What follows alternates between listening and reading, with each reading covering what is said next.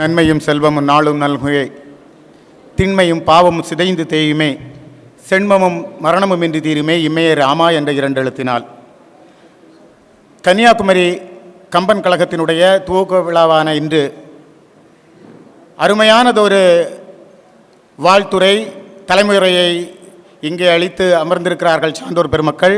அதனைத் தொடர்ந்து எப்படி ஒரு திருவிழாவானது தேரோட்டம் இல்லாமல் நிறைவு பெறாதோ அதே போன்று கம்பன் அரங்கிலே ஒரு பட்டிமண்டபம் இல்லாமல் நிறைவு பெறாது என்பது அனைவரும் அறிந்தது. இந்த அரங்கிலே கம்பன் பெரிதும் வலியுறுத்தும் கருத்துக்கள் வீட்டு நலனுக்கே நாட்டு நலனுக்கே என்று பேசவிருக்கின்ற, அதற்கு தலைமையேற்று வழிநடத்த இருக்கின்ற பெரும் மதிப்பிற்கும் மரியாதைக்கும் உரிய ஐயா முனைவர் தா ராஜாராம் ஐயா அவர்களை வருக வருக என வரவேற்றுக் கொள்கிறோம். அடுத்து வீட்டு நலனுக்கே என்று பேசவிருக்கின்ற கவிஞர் திரு நீலன் மதுமயம் ஐயா அவர்களையும் நம்முடைய கம்பன் கழகத்தின் சார்பாக வருக வருக என வரவேற்றுக் கொள்வதில் மட்டற்ற மகிழ்ச்சி அடைகின்றோம். அதே அணியில் திருமதி ராஜேஸ்வரி அம்மா அவர்கள் மனோதத்துவ நிபுணர் உளவியலாளர் அம்மா அவர்களையும் வருக வருக என வரவேற்றுக் கொள்வதில் மகிழ்ச்சி அடைகின்றேன். மீண்டும் அந்த அணிக்கு வலி சேர்ப்பதற்காக இந்த வருகை தந்து அமர்ந்திருக்கின்ற திரு சிவ ஜெயக்குமார் அவர்கள் ஐயா அவர்களையும் நம்முடைய கம்பன் கழகத்தின் சார்பாக வருக வருக என வரவேற்றுக் கொள்வதில் மகிழ்ச்சி அடைகின்றேன். எதிரணியாக கம்பன் பெரிதும் வலியுறுத்தும் கருத்துக்கள் நாட்டு நலனுக்கே என்பதன் அடிப்படையில் இங்கே பேச வந்திருக்கின்ற முனைவர் எம் ஜெயபோஸ் ஐயா அவர்களையும் வருக வருக என வரவேற்றுக் கொள்கின்றோம். தொடர்ந்து திருமதி கனகா பிரதாப் அவர்கள் உளவியலாளர் அவர்களையும் வருக வருக என வரவேற்றுக் கொள்கின்றோம். அவர்களை தொடர்ந்து அந்த கருத்துக்கு வலு சேர்க்கும் வகையாக திரு ஆர் ராஜ்குமார் ஐயா அவர்களையும் இந்த பட்டிமன்றத்திற்கு பேச அன்போடு அழைக்கின்றேன். வருக வருக என அவரையும் வரவேற்றுக் கொள்கின்றேன். மேலும் இங்கே பார்வையாளராக அமர்ந்திருக்கின்ற அனைத்து பெரியோர்களையும் வருக வருக என வரவேற்று என்னுடைய வரவேற்புரையை நிறைவு செய்கிறேன். நன்றி, வணக்கம்.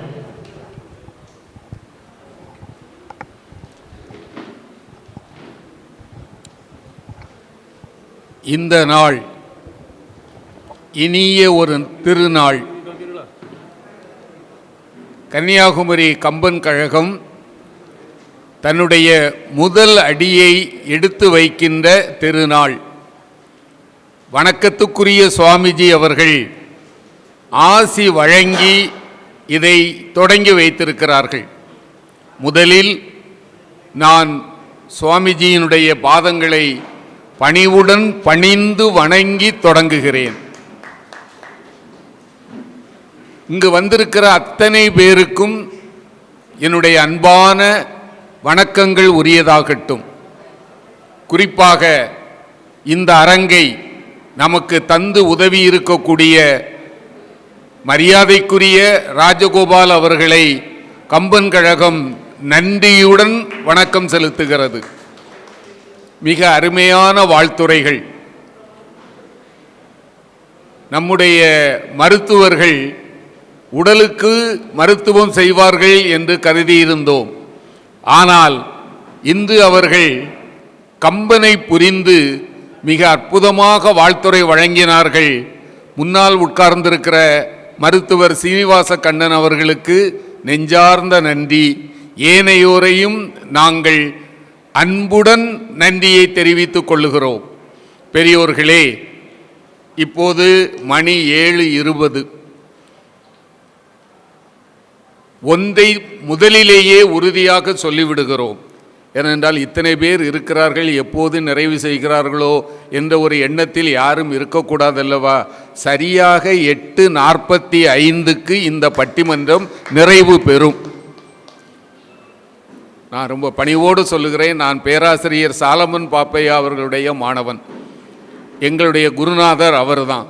அவர் கற்றுத்தந்த பாடம் ஒரு பேச்சாளனுக்கு எப்போது பேச்சை தொடங்குவது என்று தெரிந்திருப்பதை விட எப்போது முடிக்க வேண்டும் என்பது தெரிய வேண்டும்.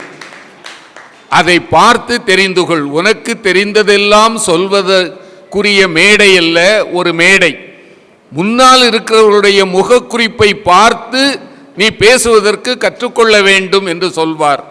8:45க்கு உறுதியாக நிறைவு பெறும். பேச்சாளர்கள் எனக்கு துணை செய்வார்கள் என்ற நம்பிக்கை இருக்கிறது. மணியடித்தா உட்காரணும், உட்காரலன்னா என்னால் ஒன்றும் செய்ய முடியாது. கம்பன் மகத்தானவன். நம்முடைய நாடு ஆன்மீக பூமி, அதில் ஒன்று மாற்று கருத்து கிடையாது. ராமாயணத்தை தந்த பகவான் வால்மீகி சொன்னார், நான் புருஷோத்தமனுடைய வரலாற்றை பாடியிருக்கிறேன். என்னுடைய இந்த ராமாயணம் எவ்வளவு காலம் நிற்கும் என்றால், இமயம் நிமிர்ந்து நிற்கிற வரை, கங்கை வற்றாது ஓடிக்கொண்டிருக்கிற வரை ராமனுடைய கதை இந்த மண்ணில் இருக்கும் என்று சொன்னார். நம் முன்னோர்கள் மிக அற்புதமான அறிவு ஜீவிகள். பகவான் என்று சொன்னால் அது இறைவனை குறிக்கும். 2 பேரை தான் பகவான் என்று அழைத்தார்கள். ஒருவர் ராமாயணம் தந்த பகவான் வால்மீகி, வால்மீகி பகவான் என்று அவரை அழைப்போம். இன்னொருவர் இன்னொரு இதிகாசமாகிய மகாபாரதத்தை தந்த வியாச முனிவர். அப்படித்தானே? வியாச பகவான். இந்த 2 பேரையும் தான் இறைவனுக்கு நிகராக கருதினோம். சுவாமி விவேகானந்தர் சொன்னார், எல்லா நாடுகளும் ஆறுகளாலும் மலைகளாலும் இணைக்கப்பட்டிருக்கும், ஆனால் எங்கள் பாரத திருநாடு ராமாயணத்தாலும் மகாபாரதத்தாலும் இணைக்கப்பட்டிருக்கிறது. எனவே உலகில் எந்த சக்தியாலும் எங்களை அசைக்க முடியாது என்று சொல்வார். நீங்க நினைச்சு பாருங்க, அயோத்தியில் பிறந்தவன் ராமன், ஆனா நம்ம ஊர்ல இருக்கிற மலைக்கு பேரு தாடகை மலை. இந்தியாவினுடைய தென்கோடியில் இருக்கக்கூடிய ஒரு மலைக்கு பெயர் தாடகை மலை, இன்னொரு மலைக்கு பெயர் மருத்துவாள் மலை. இது அனுமன் தூக்கி எறிந்தபோது வீழ்ந்த துண்டு என்று நாம் நம்புகிறோம். ஏனென்றால் சமயம் என்பதே நம்பிக்கையின் அடிப்படையில் தான். கம்பன், அவருக்கு ஒரு சிக்கல் இருக்கிறது. என்ன தெரியுமா? வால்மீகி ராமனை படைக்கிற போது மிகச்சிறந்த மாமனிதனாக புருஷோத்தமனாக படைத்தார். ஒரு உத்தம மனிதன், அதுதான் வால்மீகியினுடைய ராமன். கம்பருக்கு என்ன சிக்கல் வந்து விட்டது என்றால், 2ஆம் நூற்றாண்டில் பாடிய இளங்கோவடிகள் ராமனை திருமாலுடைய அவதாரம் என்பதை உறுதிப்படுத்திவிட்டார். மூவுலகும் ஈரடியால் வகைமுடிய தாவிய சேவடி சேப்ப தம்பியோடும் காண்போந்து தொல்லிலங்கை கட்டழித்த சேவகன் சீர் கேளாத செவி என்ன செவியே, திருமால் சீர் கேளாத செவி என்ன செவியே. இது சிலப்பதிகாரம். இந்த சிலப்பதிகாரத்தில் என்ன சொல்லுகிறார்? தன் தம்பி இலக்குவனோடு காட்டிற்கு சென்றவன் யார்? அன்று தன்னுடைய திருவடிகளால் இந்த மண்ணையும் விண்ணையும் அளந்த திருமால், அவனுடைய செவியை கேளாத செவி என்ன செவியே. சிலப்பதிகாரம் எழுதிய இளங்கோவடிகளுக்கு பிறகு 1000 ஆண்டுகளுக்கு பிறகுதான் கவி சக்கரவர்த்தி வருகிறார். அப்போது ராமபிரான் திருமாலுடைய அவதாரம் என்பது தமிழ்நாட்டில் உறுதி செய்யப்பட்டு விட்டது.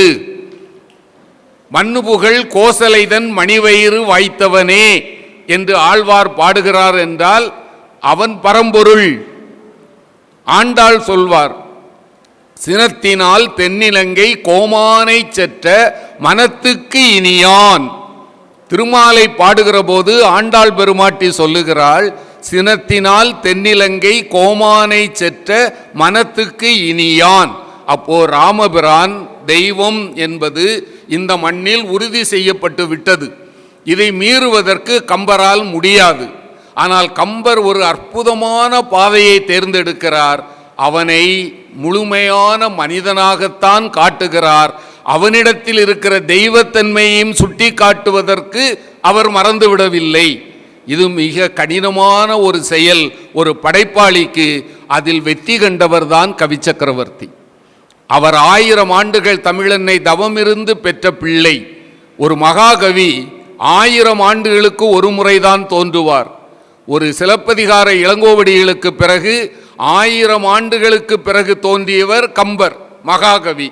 கம்பருக்கு பிறகு 1000 ஆண்டுகளுக்கு பிறகு தோன்றியவர் மகாகவி பாரதி.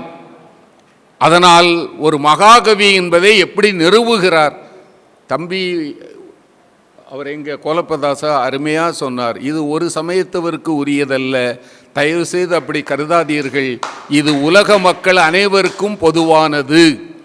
இப்போ அவர் வழிபாடு செய்கிறார், உண்மைதான்.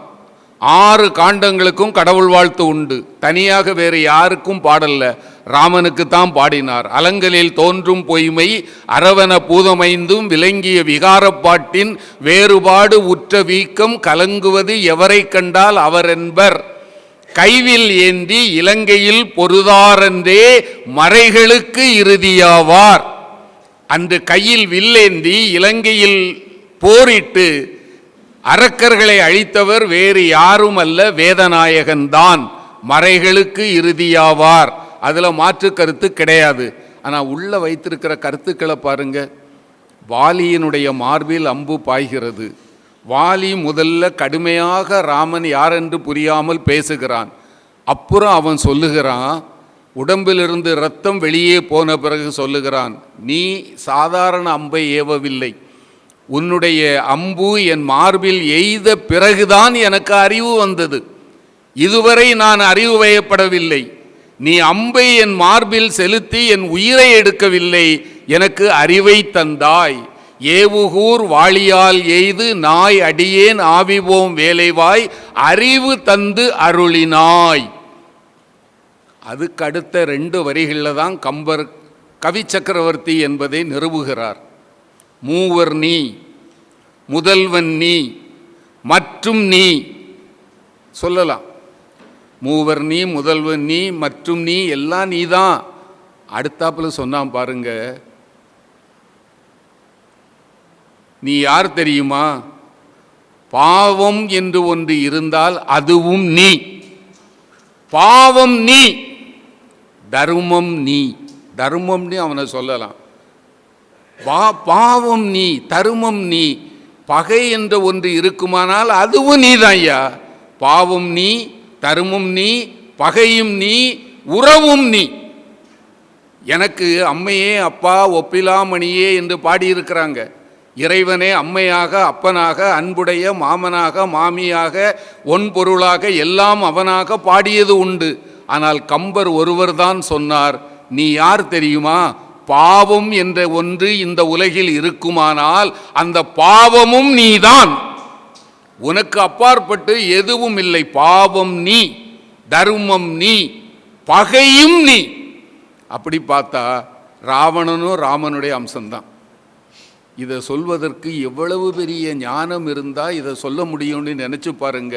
அந்த மகத்தான ஞானியினுடைய பெயர்தான் மகாகவி கம்பர். அதனால் கம்பருடைய ராமாயணம் என்பது சாதாரணமானதல்ல. அந்த சுவைக்கு மட்டும் 2 வேகமாக சொல்லிட்டு நான் அவங்கள பேச அழைக்கிறேன். அந்த கவிச்சுவை எத்தகையது என்று. ராமன் அவதாரம் எடுத்திருக்கிறான். தசரத சக்கரவர்த்தியினுடைய குழந்தைகள் 4 பேரையும் தொட்டிலில் போட்டிருக்கிறாங்க. பேர் சூட்டுவதற்கு யார் வருகிறார்? வசிஷ்டர் குலகுரு. முதல் தொட்டில பார்க்கிறார், இங்கே படுத்திருக்கிற குழந்தை சாதாரண குழந்தை அல்ல. இவன் யார் தெரியுமா? அன்று கஜேந்திரன் என்ற யானையை முதலை பற்றிய போது, அது ஆதி மூலமே என்று கதறிய போது காப்பாற்றுவதற்கு யார் வந்தானோ அவன் இப்போது குழந்தையாக இந்த தொட்டிலில் படுத்திருக்கிறான். கராமலைய தளர் கைக்கறி எய்த்தே அராவணையில் துயில்வோ என விராவி அளித்து அருள் மெய்ப்பொருளுக்கே ராமன் என பெயர் ஈந்தனன் அன்றே. அவன் பரம்பொருளாக இருக்கலாம், ஆனால் ஆசிரியருக்கு குருவுக்கும் மரியாதை கொடுக்கணும். அதனால வசிஷ்டர் என்ன செய்தாலாம், ராமன் என்ற பெயரை ஈந்தாராம். ஈதல் என்பது உயர்ந்தோர் தாழ்ந்தோருக்கு தருவது. அவன் எப்போது மானிட சட்டை தாங்கி வந்தானோ அப்போதே மனித தர்மத்தை ஏற்றுக்கொண்டான். குலகுருவுக்கு கொடுக்கப்படுகிற மரியாதை, அந்த பெயரை ஈந்தான். வசிஷ்டர் உயர்ந்தவர், ராமன் தன்னை தாழ்த்தி கொள்ளுகிற தன்மையை பார்க்கிறோம். அப்புறம் வசிஷ்டரோட அவன் விஸ்வாமித்திரரோட வேள்வி காக்க போகிறான். அவனுடைய அம்பு புறப்படுகிறது தாடகையை வீழ்த்துவதற்காக. கம்பர் எவ்வளவு பெரிய அறிவாளியாக இருந்திருக்கிறார்னு பாருங்க. அதில் அவர் சொல்வார், ராமனுடைய அம்பு எப்படி போனதான், சொல் ஒக்கும் கடிய வேக சுடுசரம் கரிய செம்மல் அல் ஒக்கும் நிறத்தினாள் மேல் விடுதலும் வைரக்குன்ற மார்பில் தங்காது அப்புறம் கழன்று கல்லா புல்லர்க்கு நல்லோர் சொன்ன பொருளென போயிற்றன்றே. ராமனுடைய அம்பு தாடகையினுடைய மார்பில் பாய்கிறது, அங்கே தங்கல்லையா, வெளியில் போயிட்டு தான். அதற்கு என்ன ஒரு 2 ஓமை ஒரு பாடல்ல. முதல் ஓமை என்ன தெரியுமா? சொல் ஒக்கும் கடிய வேக சுடுசரம். ஒலியின் வேகத்தை எந்த நூற்றாண்டில் கண்டுபிடித்தார்கள் என்பது உங்களுக்கு தெரியும். ஆனால் அன்றே கம்பர் சொல்லுகிறார், ராமனுடைய அம்பு எந்த வேகத்தில் சென்றது தெரியுமா? ஒலியின் வேகத்தில் சென்றது. சொல் ஒக்கும் கடிய வேக சுடுசரம். அப்புறம் அது எப்படி வெளியே போயிட்டான்? நல்லவர்கள் அல்லாத தீயவர்களிடத்தில் நீங்கள் நல்ல பொருளை சொன்னால் ஒரு காதில் வாங்கி இன்னொரு காது வழியாக விட்டு விடுவார்கள். கல்லா புல்லோர்க்கு நல்லோர் சொன்ன பொருளென போயிற்றேன். அவருடைய திறமை, சொல் ஆற்றல். போகிற வழியில் ஒரு கல் கிடக்கிறது, அவர் கால் கூட படல, காலில் இருந்த ஒரு சிறு துகள் அதில் படுகிறது, கல் பெண்ணாக மாறுகிறது. கவி சக்கரவர்த்தியினுடைய மேன்மை அந்த கவிதையில் தெரியும். இது எல்லோருக்கும் தெரிந்த கவிதையாக இருக்கும், அப்படித்தானே? இவ்வண்ணம் நிகழ்ந்த வண்ணம் இனி இந்த உலகுக்கெல்லாம் உய்வண்ணம் அன்றி மற்றோர் பொய்வண்ணம் உருவதுண்டோ, மைவண்ணத்து அரைக்கி போரில் மழை வண்ணத்து அண்ணலே உன் கைவண்ணம் இங்கு கண்டேன், கால்வண்ணம் உன் கைவண்ணம் அங்கு உன் கால்வண்ணம் இங்கு கண்டேன், கைவண்ணம் அங்கு கண்டேன்னு பாடுறார்ல. உன் கைவண்ணம் அங்கு கண்டேன், கால்வண்ணம் இங்கு கண்டேன்னு பாடுறார். தாடகை போரில் உன்னுடைய கைவண்ணத்தை கண்டேன், இப்போது உன் கால்வண்ணத்தை கண்டேன். இதில் எது முக்கியம் தெரியுமா? தாடகையும் கருப்பு, ராமனும் கருப்பு. ஆனால் எப்படி வேறுபடுத்தி காட்டுகிறார்? மைவண்ணத்து அரைக்கு போரில் தாடகையனுடைய கருப்பு மைவண்ணம், ராமனுடைய வண்ணம் மழை வண்ணம். மைவண்ணத்து அரைக்கு போரில் மழை வண்ணத்து அண்ணலே உன் கைவண்ணம் அங்கு கண்டேன், கால் வண்ணம் இங்கு கண்டேன். மை என்ன செய்யும்? அதை தொட்டவர்களையும் கருப்பாக்கும். மழை என்ன செய்யும்? அது பொழிவதால் தான் உலக மக்கள் உயிர் வாழ்கிறார்கள். ராமா, நீ கருப்பு தான், ஆனால் எத்தகைய கருப்பு தெரியுமா? மழையினுடைய மேகம் கருத்திருக்குமே, அந்த கார்மேக கருப்பு. இந்த உலகை வாழ வைக்க வள்ளல் நீ. அவள் யார்? அவள் அருகில் நின்றாலே கெட்டவர்களாகி விடுவார்கள். மை வண்ணத்து அரைக்கு போரில் மழை வண்ணத்து அண்ணலே. 2 வண்ணம்தான் ஐயா. ஆனால் யாருக்கு எதை சொல்ல வேண்டும் என்று தெரிந்து சொன்னதுதான் கவி சக்கரவர்த்தியினுடைய ஆற்றல். இன்றைக்கு நான் வாட்ஸ்அப்பில் ஒன்று படித்தேன். இந்த அறகுறையாக படிச்சுட்டு பேசுகிறவங்கள பார்த்தா ரொம்ப கஷ்டமாக இருக்குது. ஆனால் இப்போ சொன்னால் ஏதோ நீதிமன்ற அவமதிப்புன்னு நம்ம மேலே வழக்கு தொடர்ந்தாலும் தொடர்ந்துடலாம். சொன்னது யாருன்னு சொன்னால் ஒரு நீதிபதி. அவங்க சொல்கிறாங்க, ராமாயணம் என்பது ஆணாதிக்க மனப்பான்மையை காட்டுகிறது, கொஞ்சம் ஒழுங்காக முழுமையாக படித்தா தெரியும். அதுக்கு ஒரே ஒரு உதாரணம். அசோகவனத்தில் சீதை இருக்கிறா, அனுமன் போகிறான், மேலே மரத்திலிருந்து பார்க்குறான், பார்த்த உடனேயே முடிவு பண்ணிட்டான், இவ யார் தெரியுமா? மகாலட்சுமி. இவள் மகாலட்சுமி என்பதால் இவளுடைய கணவன் திருமால். அப்போ ராமனை திருமால் என்று உறுதி செய்வதே யாரை வைத்துத்தான்? சீதையை வைத்துத்தான். மூவகை உலகையும் முறையின் நீக்கிய பாவிதன் உயிர்கொள்வான் இழைத்த பண்பதால் ஆவதே அரவணை நீங்கிய தேவனே அவன். ஏன்? இவள் கமல செல்வியே. இந்த கெமிஸ்ட்ரி படித்தவங்களுக்கு தெரியும். ஒரு ரேடிக்கல் டெஸ்ட் பண்ணணுமானா, டாக்டர் நான் ரொம்ப நாளைக்கு முன்னால் படித்தது, தப்பாக இருந்தால் சொல்லிடணும். முதல்ல ஒரு ஃபஸ்ட்டில் ஒரு டெஸ்ட்டு ப்ரிலிமினரி, அதோடு நம்ம அதை உறுதி செய்ய மாட்டோம். கன்ஃபர்மேட்டிவ் டெஸ்ட்டுன்னு ஒன்று உண்டு. அதை செய்து முடித்த பிறகு தான் இது என்ன ரேடிக்கல்ங்கிறத உறுதி செய்வோம். சரிதானே டாக்டர்? சரி, ஏன்னா ரொம்ப நாளைக்கு முன்னால் படித்தது. இப்போ ராமனை பரம்பொருள்னு அவன் தெரிஞ்சிருக்கிறான், அதில் ஒன்றும் சந்தேகம் இல்லை. ஆனால் எப்போ உறுதி செய்கிறான் தெரியுமா? சீதையை பார்த்த போதுதான். மூவகை உலகையும் முறையின் நீக்கிய பாவிதன் உயிர் கொள்வான் இழைத்த பண்பதால் ஆவதே அரவணை நீங்கிய. ஆதிசேஷன் மேல படுத்திருந்தவன் அவன். ஏன் தெரியுமா? இவள் கமல செல்வியே. இவள் யார்? மகாலட்சுமி. மகாலட்சுமிக்கு கணவன் என்பதால தான் அவன் யார் பரம்பொருள் நீ முடிவு செய்கிறான்னா சிறப்பு யாருக்கு? ஆஞ்சநேயன் போய் ராமன்ட்ட என்ன சொல்லுவான் தெரியுமா? ராமா, நீ தலை நிமிர்ந்து நிற்கிறாய், ஏனென்றால் உன்னுடைய குலம் பெருமை மிக்கது, அப்படித்தானே?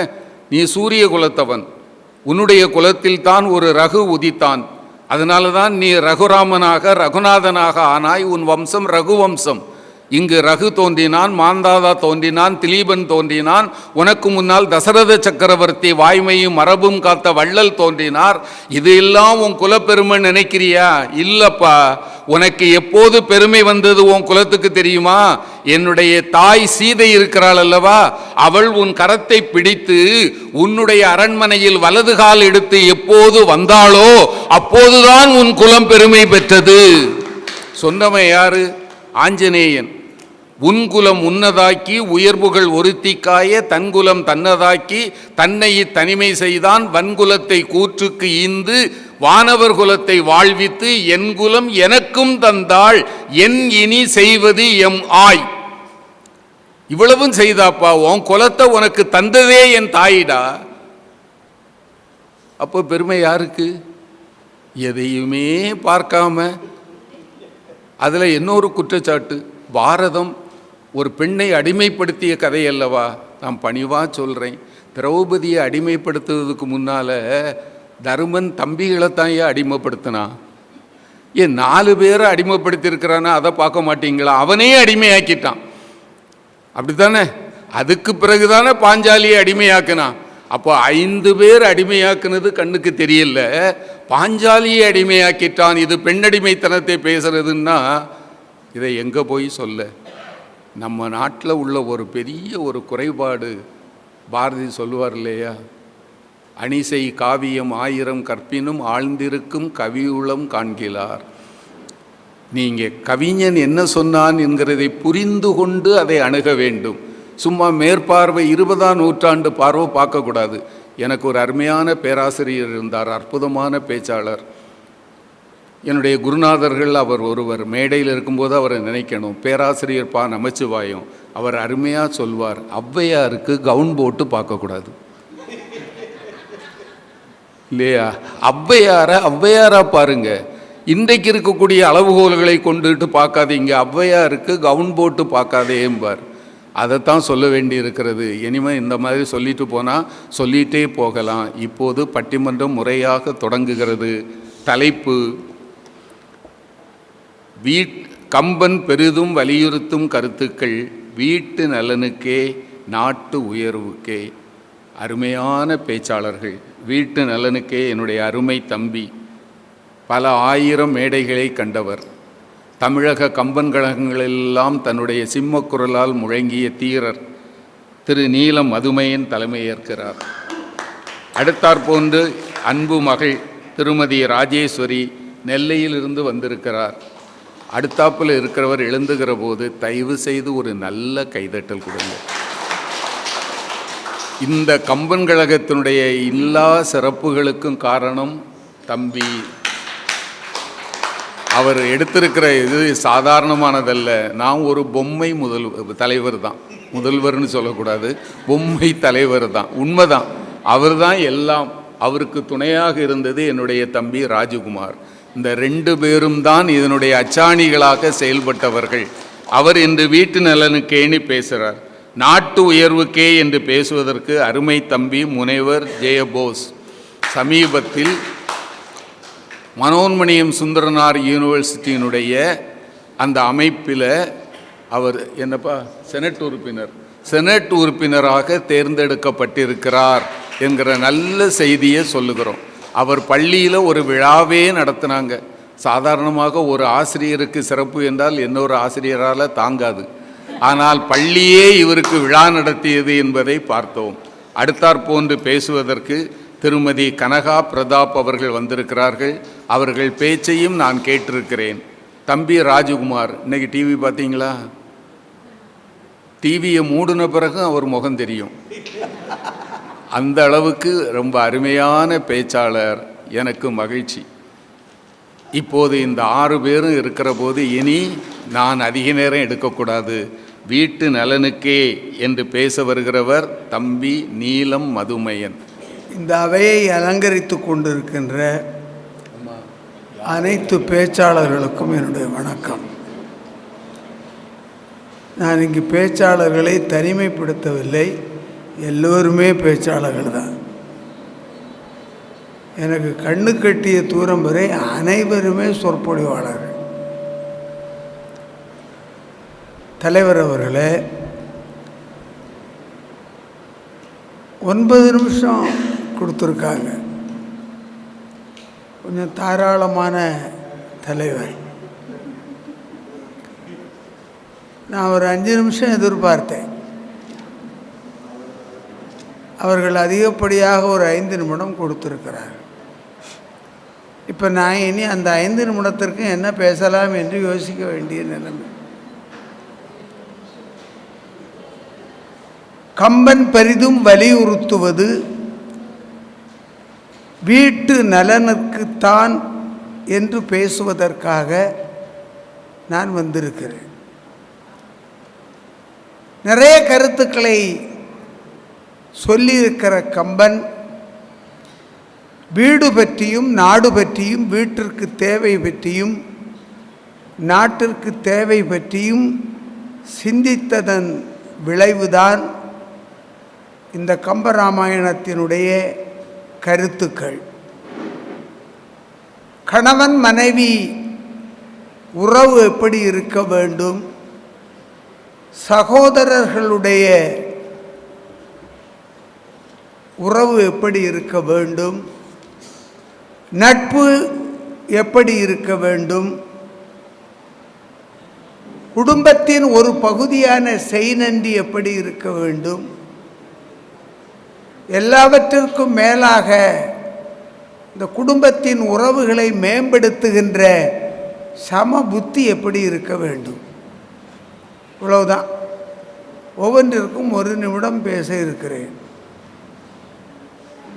இப்பிறப்பு என்பதொன்றும் இரும்பொறை என்பதொன்றும் கற்பனும் பெயரதொன்றும் களி நடம் புரிய கண்டான் கம்பன். இது எதை காட்டுகிறது என்றால், ஒரு குடும்பத்தில் இருக்கின்ற உறவை பேணுகின்ற பொறுப்பு பெண்மைக்கு இருக்கிறது என்பதை நடுவர் அவர்கள் முதலிலேயே சொல்லிவிட்டார்கள். சீதை வந்த பிறகுதான் அங்கே பெருமை வந்தது என்று. அப்படியானால் ஒரு பெண்மைக்கு இருக்கக்கூடிய சிறப்பை கம்பன் மிக அற்புதமாக சொன்னார். இப்பிறப்பு என்பதொன்றும் இரும் பொறை என்பதொன்றும் கற்பனும் பெயரதொன்றும் களி நடம் புரிய கண்டான். இலங்கையிலே கதையெல்லாம் நான் இப்பொழுது பேசுவதற்கு தயாராக இல்லை. இந்த பிறப்பு எப்படி இருக்க வேண்டும், ஒரு குடும்பத்தை சிறப்படைய செய்வதற்கு எது முக்கியம்? பொறுமை. இந்த பொறுமையின் சிகரம் யாரிடம் இருக்கிறது? பெண்மையிடம் இருக்க வேண்டும். பெண்மையிடம் இருக்கிறது. இவற்றிற்கெல்லாம் பெருமை சேர்ப்பது கற்பு. கற்பு இல்லை என்றால் வீடு இல்லை, வீட்டுக்கு பெருமை இல்லை. ஆக இல்லறத்தினுடைய பெருமையை பாதுகாக்கக்கூடிய போற்றுகிற ஒரு அம்சம் எது என்று கேட்டால் அது கற்பு. இந்த கற்பை பெருமைப்படுத்துகிற ஒரு காவியமாக கம்பன் கூறுகிற கருத்து அமைந்திருப்பதனாலே கம்பன் பெரிதும் வலியுறுத்துவது வீட்டு நலனைத்தான் என்பதை நாம் நினைவில் கொள்ள வேண்டும். சகோதரருக்குள்ளே ஒற்றுமை எப்படி இருக்க வேண்டும் என்பதற்கு மூவரை சொன்னார். லக்குவனும் ராமனும் ஊடு குழல் அன்ன நட்பை உடையவர்கள். எப்படி தரை நெய்யக்கூடியவர்களுடைய குழலானது ஓடிச் செல்கிறதோ அதை போல ஒருவர் இல்லை என்றால் ஒருவர் இல்லை என்று பொருள். 3 பேருடைய நட்பு உயர்ந்தது என்பதற்கு நிறைய ஆதாரங்களை நாம் ராமாயணத்திலே பேச முடியும். பரதன் பாட்டன் வீட்டிற்கு போய்விட்டான். ராமன் கானகம் போகிறான். கானகம் போன ராமனுக்கு பிறகு தந்தை தசரதன் வானகம் போய்விடுகிறான். இப்பொழுது திரும்புகிறார் பரதன். வந்தவுடனே தன் தாயை பாழ்த்த குடலி பழி வளர்த்த நீலி என்று பேசுகிறவன், தாயிடமிருந்து பெற்ற தாயிடமிருந்து கிடைத்த வரத்தால் தந்தை சொன்னார் என்றுதான் சொன்னாள். எனவே இது தசரதன் கொடுத்தானா இல்லை இதை தாய் கைகை கொடுத்தாளா இந்த வரம் என்று தெரியாத அளவிற்கு கதை போக்கினை அமைத்து கொடுக்கிறார். எனவே 14 ஆண்டுகள் ஆழிசூழ் உலகமெல்லாம் பரதனை ஆள நீ போய் தாளிரும் சடைகள் தாங்கி தவமேற்கொண்டு பூழிவம் காணம் நன்னி புண்ணிய துறைகளாடி 7 ஆண்டில் வாவென்று இயம்பினன் அரசன் என்றாள். இப்போ கானகத்திற்கு போய்விடுகிறான். போகிற பொழுது தன் தாயை பார்த்து விடைபெறுகிறான். இப்பொழுது ராமன் பேசுகிறான். தன்னுடைய தாயை பார்த்து சொல்லுகிறான், நான் அம்மா பரதன் தான் இனி நாடாளப் போகிறான். உடனே அவள் என்ன சொன்னால் தெரியுமா? அதனால் என்ன, அவன் நின்னும் நல்லன், உன்னை விட நல்லவன் தான், அதனால் அது ஒன்றும் தப்பு இல்லை. ஆனால் நான் 14 ஆண்டுகள் கானகம் போகிறேன் என்று பேசுகிற பொழுதும் சரி, இந்த பரதன் கானகத்திற்கு போய் நந்தி கிராமத்திலே வைத்து சகோதரர்களுக்குள்ளே ஒரு சகோதர போர் நடக்கிற பொழுது பரதன் என்ன சொல்லுகிறான் என்றால், தன் தம்பியை பார்த்து நீ அரசாள வேண்டும், நான் கானகம் செல்லுகிறேன், இது முறையல்ல, எனவே நீ அரசாள வேண்டும் என்று சத்ருகனனை சொல்லுகிறான். ஊருக்கு இளைத்தவன் ஆண்டியா, நான் எப்படி ஏற்றுக்கொள்ள முடியும் என்று சொல்லி அந்த நந்தி கிராமத்திலேயே தான் வாழ வேண்டும், ஆட்சி செய்ய வேண்டும் என்று நந்தி கிராமத்தில் இருந்து 14 ஆண்டுகள் தசரதன் வாழுகிற அயோத்தியை அரசாண்டு கொண்டிருக்கிறான். அந்த ஆட்சி எப்படிப்பட்ட ஆட்சியாக இருக்கிறது? தசரதனுடைய ராமனுடைய பாதரட்சைகளை நினைவாக வைத்து கொண்டு பரதன் ஆட்சி செய்கிறார். இப்போ நீங்கள் அந்த இடத்துல ஒன்றை நினைவில் கொள்ள வேண்டும். ராமன் கானகத்திற்கு போன பிறகு போவதற்கு முன்பு தம்பிகளுக்குள்ளே சண்டை உண்டாகிறது. பரதன் சொல்லுகிறான், சத்ருகனா நீ ஆட்சி செய்ய வேண்டும்.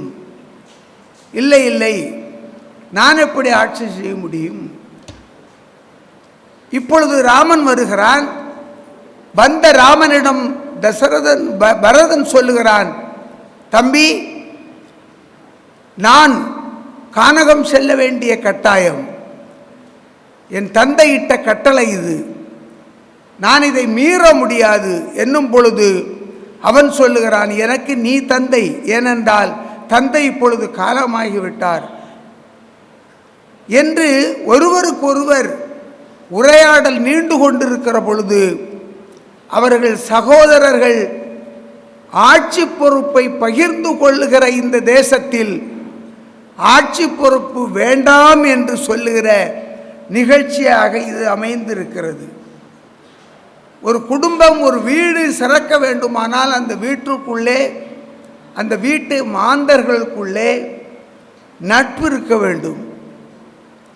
ஆழ நெடுந்திரை ஆறு கடந்திவர் போவாரோ, வேள நடும்பெடை கண்டு விலங்கிடும் வில்லாளோ தோழமை வேடன் இறந்திலன் என்றென்னை ஏசார் ஏழமை வேடன் இறந்திலன் என்றென்னை ஏசாரோ என்று காற்றுக்கு போகிற பரதனை பார்த்து சண்டையிடுவதற்கு போகிற குகனை இந்த இடத்தில் வைத்து பேசுகிறார். எனவே இந்த கதாபாத்திரங்கள் அத்தனையும் பேசுகிறதை நாம் கண்ணுற்றோம் என்றால் ஒன்று விளங்கும்.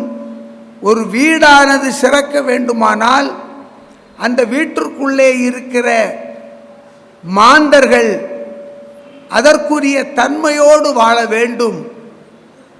கூனி என்கிற மந்திரையின் சொல்லை கேட்டால் என்ன ஆகும் என்பதை சுட்டி காட்டுகிற நிகழ்வு நாம் நினைவில் வைத்து போற்ற வேண்டிய ஒன்று.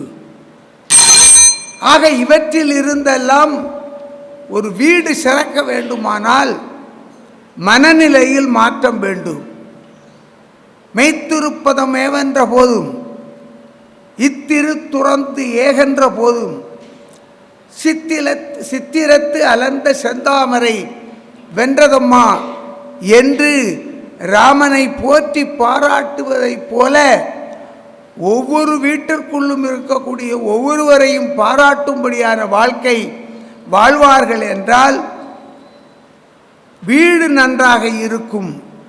வீடு நன்றாக இருந்தால்தான் அந்த வீடுகள் நிறைந்த நாடு நன்றாக இருக்கும் என்பதை கம்பநாட்டாழ்வார் வைத்து பேசுவதனாலே கம்பன் பெரிதும் வலியுறுத்துவது நாட்டு நலனை விட வீட்டு நலனுக்கே என்று சொல்லி வாய்ப்பிற்கு நன்றி கூறி உங்களிடமிருந்து விடைபெற்றுக் கொள்பவன் நீலம் மதுமயன். நன்றி நண்பர்களே. மிக அருமையாக அவர் ஒரு அருமையான பேச்சாளர். கம்பராமாயணத்தை பற்றி இப்போது தனிப்பொழிவு ஆற்ற சொன்னால் 2 மணி நேரம் பேசுகிற வல்லமை படைத்தவர். ஆனால் குறித்த நேரத்திற்குள் முடித்ததற்காக அவையின் சார்பாக நன்றி சொல்லுகிறேன். அடுத்தது முனைவர் ஜெயபோஸ். அனைவருக்கும் வணக்கம். அவ்வளோதான். நடுவர் அவர்களே,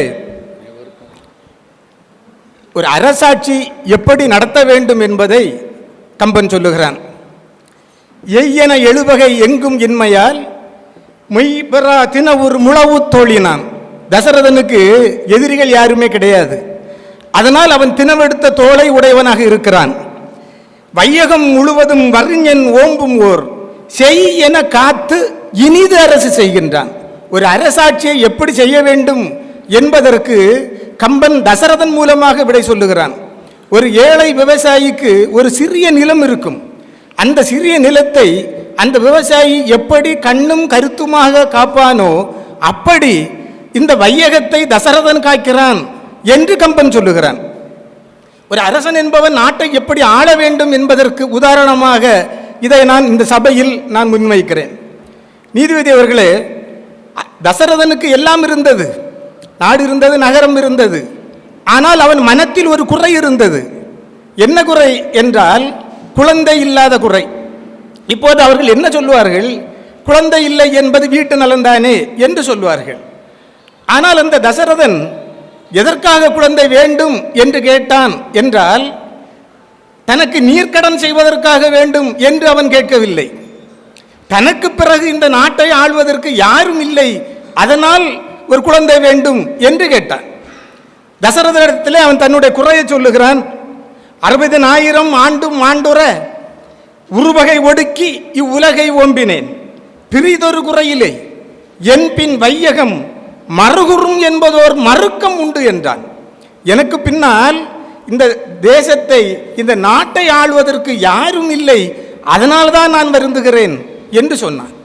இன்னும் கூடவே கம்பன் சொல்லுகிறான், அருந்தவ முனிவரும் அந்த நாளரும் வருந்துதல் இன்றியே வாழ்வின் வைகினர். எனது நாட்டு மக்கள் எல்லாம் வருத்தம் என்பதை சிறிதும் அறியாதவர்களாக அவர்கள் வாழ்ந்தார்கள். அப்படி அவர்களுக்கு நான் ஒரு ஆட்சியை கொடுத்தேன்.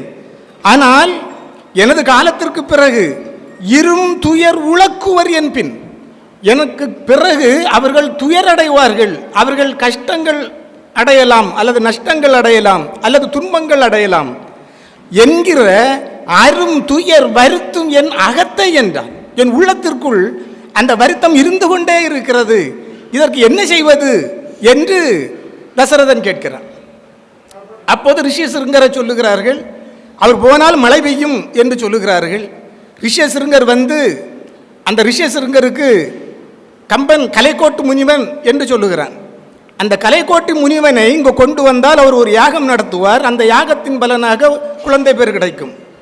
தசரதர் நினைத்திருந்தால் ஏவலர்களை அனுப்பி வைத்திருக்கலாம், ஆனால் ஏவலர்களை அனுப்பி வைக்கவில்லை. அரசனே போகிறான். ஒரு நாட்டுக்கு நல்லது நடக்க வேண்டும் என்றால் தானே முன்வந்து செல்ல வேண்டும் என்பதை உலகத்திற்கு சொல்லுகிறான் தசரதன். அது மட்டுமல்ல நடுவர் அவர்களே, அரசாட்சி என்பது எப்படி நடத்த வேண்டும் என்பதை கம்பன் சொல்லுகிறான். ராமனுக்கு இளவரசு பட்டம் சூட்ட வேண்டும். இளவரசு பட்டம் சூட்ட வேண்டிய முடிவை அந்த புறத்திலிருந்து அரச சபைக்கு வரவில்லை. அரச சபையிலே அரசர்களை கூட்டி அதற்கு பிறகு முடிவு செய்து அந்த செய்தியை அந்த புறத்திற்கு கொண்டு போகிறான். மன்னராட்சி தான், ஆனால் மன்னராட்சியில் கூட மக்களாட்சியினுடைய மகத்துவத்தை கம்பன் காட்டுகிறான். இது ஒரு பெரிய விஷயமாக நான் பார்க்கிறேன். ராமன் வருகிறான், அந்த நாட்டு மக்கள் மத்தியில் அவன் போகிறான். போகிற போது அந்த மக்களிடத்தில் அவன் பேசுகிறான். பெருந்தலைவர் காமராஜ் அவர்கள் முதல் அமைச்சராக இருக்கிற போது எந்த ஊருக்கு சென்றாலும் நாட்டு மக்களிடத்தில் கேட்பாராம், உங்களுக்கு ரேஷன் அரிசி கிடைக்கிறதா, அரிசி பருப்பு கிடைக்கிறதா, மண்ணெண்ணெய் கிடைக்கிறதா, குழந்தைகள் பாடசாலைகளுக்கு போகிறார்களா என்று அடித்தட்டு மக்களுக்கு அரசாங்கத்தினுடைய உதவிகள் எல்லாம் போய் சேர்கிறதா என்று அவர் விசாரிப்பாராம். அப்படி அயோத்தி மக்களை ராமன் விசாரிக்கிறான்.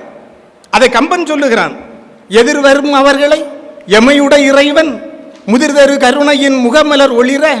அப்படி முகத்திலெல்லாம் அப்படி கருணை, அன்பு, நாட்டு மக்களிடத்தில் அப்படி ஒரு பாசம். அரசன் என்பவன் நாட்டு மக்களை நேசிக்க வேண்டும். மக்கள் நேசித்தால் போதாது, அரசன் நேசிக்க வேண்டும் என்பதை கம்பன் சொல்லுகிறான். எதிர்வரும் அவர்களை எமையுடைய இறைவன் முகமலர் கருணையின் முகமலர் ஒளிர. எது வினை? நான் உங்களுக்கு ஏதாவது செய்ய வேண்டுமா? என்னால் உங்களுக்கு ஆக வேண்டிய காரியம் ஏதாவது இருக்கிறதா? இடர் இல்லை, நீங்கள் துன்பம் இல்லாமல் இருக்கிறீர்களா? நான் உங்களுக்கு ஆற்ற வேண்டிய காரியம் இருக்கிறதா? நீங்கள் துன்பம் இல்லாமல் இருக்கிறீர்களா? இனிதுனும் மனையும் உங்கள் வீடும் மதிதரு குமரரும் வலியர்கொல். உங்கள் குழந்தைகள் நலமாக இருக்கிறதா? இந்த நலம் என்பது ரெண்டு. ஒன்று வலியர்கொல், அவர்கள் உடல் வலிமை பெற்றவர்களாக ஆரோக்கியமாக இருக்கிறார்களா? இன்னொன்று மதிதரும் மனையும், அவர்கள் மனவளம் பெற்றவர்களாக இருக்கிறார்களா, மனோதிடம் பெற்றவர்களாக இருக்கிறார்களா என்கிற நுட்பத்தையும் அதில் கம்பன் வைத்திருக்கிறான். இப்படி அயோத்தி மக்களை சந்திக்கிற போதெல்லாம் அதை அவன் கேட்கிறான். தசரதர் ஆட்சி பொறுப்பை ஒப்படைக்க வேண்டும் என்று ராமனிடத்திலே சொல்லுகிறான். ராமன் உரிமையால் அதை ஏற்றுக்கொள்ளவில்லை, கடமையால் ஏற்றுக்கொண்டான். கடமையால் தான் ஏற்றுக்கொண்டான். அதுபோல பரதனும் அப்படித்தான். ராமனை தேடி பரதன் போகிறான், வனத்திலே சந்திக்கிறான், அடம் பிடிக்கிறான், நாட்டிற்கு நீ வந்தே ஆக வேண்டும் என்று கேட்கிறான். ராமன் மறுக்கிறான். நீ வரவில்லை என்றால் உன்னுடன் நான் வனத்தில் இருப்பேன் என்று சொல்லுகிறான். அப்போதும் மறுக்கிறான். வானவர்கள் ஆகாசத்திலிருந்து அசரீரியாக சொல்லுகிறார்கள், இது இறைவனுடைய கட்டளை, நீ அயோத்திற்கு செல்ல வேண்டும் என்று சொல்லுகிறார்கள். அப்போதும் பரதன் ஆசைப்பட்டு போகவில்லை, உரிமைக்காக போகவில்லை, கடமைக்காக போகிறான். கடமைக்காக போகிறான். நந்திவனத்தில் இருந்தான், 14 ஆண்டு காலம் இருந்தான். ஒரு செருப்பு செய்த ஆட்சி இந்த நாட்டின் சிறப்பான ஆட்சி. ஒரு குடிசையில் இருந்தான். அந்த ஒரு அரசன் என்பவன் குடிசையிலே இருந்தால் மக்கள் மாளிகையில் இருப்பார்கள் என்பதை நிரூபித்தான் பரதன். கடைசியாக ஒன்றை சொல்லுகிறேன் நீதிபதி அவர்களே, இந்த கம்பன் எதற்காக இந்த காவியத்தை எழுதினான்? நாட்டு மக்களுக்கும் நாட்டுக்கும் நலம் தரக்கூடிய அறம் இதில் இருக்கிறது என்கிற காரணத்தினால் எழுதினான். ராமன் எதற்காக வந்தான்? வீட்டுக்காக வந்தான், நாட்டுக்காக வந்தான். தர்மத்தை காப்பதற்கும் அதர்மத்தை அழிப்பதற்காகவும் அவதாரம் பண்ணினான். ஆகவே நீதிபதி அவர்களே, 3 நாடுகள், 3 குடும்பங்கள், குடும்பங்களை சரித்திரத்தை பற்றி பேசுகிற போது குடும்பங்களை பற்றி பேசுவது இயல்பானது. ஆனால் அந்த காவியத்தில் நாட்டை பற்றி சொல்லியிருக்கிறான் இல்லையா, அது விசேஷமானது. அதுதான் கம்பன் சொல்லியிருக்கிறான் என்று சொல்லி வாய்ப்புக்கு நன்றி கூறி விடைபெறுகிறேன். நன்றி, வணக்கம். ரொம்ப மகிழ்ச்சி, ரொம்ப அருமையாக சொன்னார். இதுவரை நம்முடைய இலக்கியங்கள், சங்க இலக்கியம் என்ன சொல்லி தந்தது? மன்னன் உயிர்த்தே மலர்தலை உலகம். ஆட்சி செய்கின்ற மன்னன் உயிர், மக்கள் உடம்பு. இதை மாற்றி காட்டியவர் கவி சக்கரவர்த்தி. தசரத சக்கரவர்த்தியை சொல்லுகிற போது சொன்னார், உயிரெல்லாம் உறைவதோர் உடம்பும் ஆயினான். மக்கள் உயிர், தசரதன் உடம்புதான். அந்த முடியாட்சி காலத்திலேயே ஒரு குடியாட்சியை பற்றிய சிந்தனை கம்பரிடத்தில் இருந்திருக்கிறது. அதை மாற்றி காட்டுகிறார். மன்னன் உயிர்த்தே மலர்தலை உலகம் என்பதை மாற்றி, மன்னன் அல்ல உயிர், மன்னன் உடம்புதான், மக்கள்தான் உயிர் என்று காட்டியவர் கவி சக்கரவர்த்தி. நல்லா சொன்னீங்க, வாழ்த்துக்கள். அடுத்தது அம்மா ராஜேஸ்வரி, திருநெல்வேலியிலிருந்து வந்திருக்கீங்க. நேரத்தின் அருமை உங்களுக்கு நல்லா தெரியும். அறிவு சார்ந்த அவைக்கு என் அன்பின் பணிவான வணக்கங்கள். நடுவர் ஐயா அவர்கள் இன்றைக்கி நல்ல தலைப்பு கொடுத்துருக்கீங்க. கம்பன் பெரிதும் வலியுறுத்தும் கருத்துக்கள் வீட்டு நலனுக்கே நாட்டு நலனுக்கே. எதிரணி தலைவர் அவர்கள் நாட்டு நலனுக்கே அப்படின்னு ரொம்ப அற்புதமாக பேசினாங்க. ஐயா, ஒரு வீடு நல்லா இருந்தால் தான் நாடு நல்லா இருக்க முடியும். அதுதானே உண்மை. ஒவ்வொரு வீடும் நல்லா இருந்தால் நாடு தானாகவே சரியாயிரும். இன்னைக்கு கவி சக்கரவர்த்தி இந்த ராம காவியத்தை கொண்டு செல்றதை எதை வச்சு கொண்டு செல்றாங்க? தாய் தந்தையினுடைய அன்பு. ஒரு மகன் தாய் தந்தைக்கு எப்படி மரியாதை கொடுக்கணும், அம்மா தந்தை மகனை எப்படி வழி நடத்தணும், கணவன் மனைவிக்கிடையான ஒரு உறவு, மாமியாருக்கு கொடுக்க வேண்டிய மரியாதையை கூட கம்பர் அன்னைக்கே நம்முடைய கம்பராமாயணத்துல அழகா சொல்லியிருக்காங்க. இதையெல்லாம் தாண்டி ஒரு வீடும் நாடும் நல்லா இருக்கணும்னா ஒழுக்கம் என்பது மிக முக்கியமான ஒன்று அப்படிங்கிறத ஒரு வில், ஒரு சொல், ஒரு ஈழ் அப்படின்னு நமக்கெல்லாம் உயிர்வாய் வாழ்ந்த ராமகாவியத்துல அழகா சொல்லியிருக்காங்க. நடுவர் அவர்களே, என்னுடைய அணி தலைவர் அழகா சொன்னாங்க. ஒரு விஷயம் யோசிச்சு பாருங்க, நம்மளாம் இன்னைக்கு இந்த கலியுகத்தில் வாழ்ந்துட்டு இருக்கோம். நம்ம வீட்டில் நம்ம பிள்ளைங்க தங்கம் தண்ணி கோரிட்டு வான்னு சொன்னா கூட அம்மா அப்பாவை பார்த்து போமா போப்பா நீயே போய் கோரு அப்படின்னு தானே சொல்றாங்க. ஏன்னா இன்னைக்கு நம்ம அப்படிதான் குழந்தைகளை செல்லம் கொடுத்து அப்படி வளர்த்துட்டு இருக்கோம். ஐயா சொன்ன மாதிரி கைகை சொல்றாங்க, தசரத மன்னர் நாளைக்கு பட்டாபிஷேகம், ஊருக்கெல்லாம் முழக்கமிடுங்க அப்படின்னு சொல்லிட்டாங்க. ஆனா ஒரு ராத்திரியில அந்த பட்டாபிஷேகமே மாறி வனவாசம்னு மாறுது. கைகை என்ன சொல்றாங்கிறத அழகா ஐயா சொன்னாங்க. கடைசியில் அம்மா சொல்லுவாங்க, இயம்பினன் அரசன் என்றால். இதை நான் சொல்லலப்பா, உன்னுடைய அப்பா தசரத சக்கரவர்த்தி சொல்லியிருக்காங்க அப்படின்னு சொல்லும்போது ஒரு விஷயம் நம்ம யதார்த்தத்தை யோசிச்சு பாருங்க. மூத்த மகனுக்கு ஒரு சொத்து முடிக்கிறதா முந்தின நாள் முடிவு பண்ணி அதை மறுநாள் சின்ன மகன் பேர்ல முடிச்சிட்டோன்னு வச்சுக்கோங்க, வீடு மட்டும் இல்லை, அன்னைக்கு அந்த உறவுகளே பிளவுபட்டு போகக்கூடிய அந்த காலகட்டத்தில் கம்பர் அன்னைக்கு அவ்வளவு அழகா சகோதர பாசத்தை எப்படி தெரியுமா சொல்லியிருக்காங்க? மன்னவன் பணியென்றாகில் நும்பணி மறுப்பேனோ, என் பின்னவன் பெற்ற செல்வம் அடியேன் பெற்றதென்றோ அப்படின்னு ராமன் சொல்றானா. இந்த சகோதரத்துவம் தாங்க வீட்டு நலனுக்கு முக்கியம்னு சொல்லியிருக்காங்க. நடுவரையா அவர்களே, ராமர் காட்டுக்கு போக கிளம்புறாங்க, அப்படிதானே? லக்குவன் கூடவே போகணும் அப்படிங்கிற முடிவு எடுக்கிறாங்க. சீதாதேவி நின் பிரிவினும் சுடுமோ பெருங்காடு அப்படின்னு ராமன் இருக்கிற இடம் தான் எனக்கு அயோத்தின்னு அவங்களும் கிளம்புறாங்க. ஆனால் இதில் நம்ம பார்க்க வேண்டிய ஒரு விஷயம் என்னன்னா, லக்குவன்கிறது ராமனுடைய உடன் பிறந்த சகோதரர் கிடையாது. ஒரு சுமத்திரையா தாய் என்ன செஞ்சிருக்கணும்? அவனை தானப்பா வனவாசம் போக சொல்லியிருக்காங்க, நீ பாட்டு வீட்டில் இருன்னு சொல்லியிருக்கணும். ஆனால் லக்குவனுடைய தாயார் என்ன தெரியுமா சொல்றாங்க? லக்குவனை பார்த்து, மகனே நீ இவன் பின் செல், மகனே நீ இவன் பின் செல், தம்பி எனும்படி அன்றி அடியாரினில் ஏவல் செய்தி மண்ணும் நகர்க்கே இவன் வந்திடின் வா அல்லது முன்னம் முடி என்றனர். அவன் வந்தா நீ வாப்பா, இல்லைன்னா அவனுக்கு ஒரு பிரச்சனை, நீ அவனுக்கு முன்னாடியே உன் உயிரை விட்டுரு அப்படின்னு சொல்லக்கூடிய சித்தி பாசத்தை அன்னைக்கே கம்பர் சொல்லியிருக்காருங்க. அந்த குடும்ப ஒற்றுமை இன்னைக்கு இருந்ததுன்னா குடும்பம் நல்லா இருக்குங்கய்யா. அடுத்தால பார்த்தீங்கன்னா தாய் போயிட்டு வான்னு லக்குவனை சொல்லிட்டாங்க. காட்டுக்கு எல்லாரும் சேர்ந்து போறாங்க. ஆனா காட்டுல எவ்வளவு கஷ்டம். மன்னவன் அரியணையில அரசனாகக்கூடிய ராமன் எவ்வளவு பெரிய கட்டில்ல ராஜயோகத்தோட வாழ்ந்த மனுஷன் புல்லுல படுத்து தூங்குறாரு. பரதன் போய் அண்ணனை அழைக்கிறதுக்காக போறாங்க. குகன் கிட்ட கேட்கிறாங்க, எங்க அண்ணன் எங்க இருந்தாரு, எங்க அண்ணி எங்க இருந்தா, லக்குவன் என்ன செஞ்சிட்டு இருந்தா அப்படின்னு கேட்கும்போது லக்குவனுடைய அன்பையும் தியாகத்தையும் குகன் வாயிலா கம்பர் எவ்வளவு அழகா சொன்னாரு தெரியுமா? அள்ளை ஆண்டு அமைந்த மேனி அழகனும் அவளும் துஞ்ச வில்லை ஊன்றிய கையோடும் வெந்துயிர்ப்போடும் வீரன் கள்ளை ஆண்டு உயர்ந்த தோளாய் கண்கள் நீர் சொரிய கங்கும் எல்லை காண்பளவும் நின்றனன்னு சொன்னா, அவன் ஒரு நிமிஷம் கூட கண்ண மூடலையா, அன்னையையும் அண்ணனையும் காவல் காத்து அவன் தூங்காம நின்றுட்டு இருந்தான் அப்படின்னு சொன்னா. இந்த சகோதர பாசம் இன்னைக்கு குடும்பத்துக்கு வேணுங்க. லக்குவனுடைய அன்பு இப்படிப்பட்டது. ஐயா எதிரணி தலைவர் சொன்னாங்க, பாதுகை ஆட்சியை ரொம்ப பெருமையா சொன்னாங்க. அது உண்மைதாங்க. உலக வரலாற்றிலேயே முதன்முறையாக பாதுகை ஆட்சி நடந்ததுன்னா அது அயோத்தியில தான். அதுவும் நம்முடைய ராமகாவியத்துல மட்டும்தான். எல்லாரும் நினைப்போம் இது பாதுகை ஆட்சி, பரதன் செஞ்ச பாதுகை ஆட்சின்னு. ஆனா பரதன் செஞ்சது பாதுகை ஆட்சியும் கடந்த பாசத்தின் ஆட்சி அப்படிங்கிறது தாங்க உண்மையான ஒரு விஷயம். அதை கம்பர் எவ்வளவு அழகா சொல்லியிருப்பாங்க தெரியுமா? அடித்தளம் இரண்டையும் அழுத கண்ணினான்.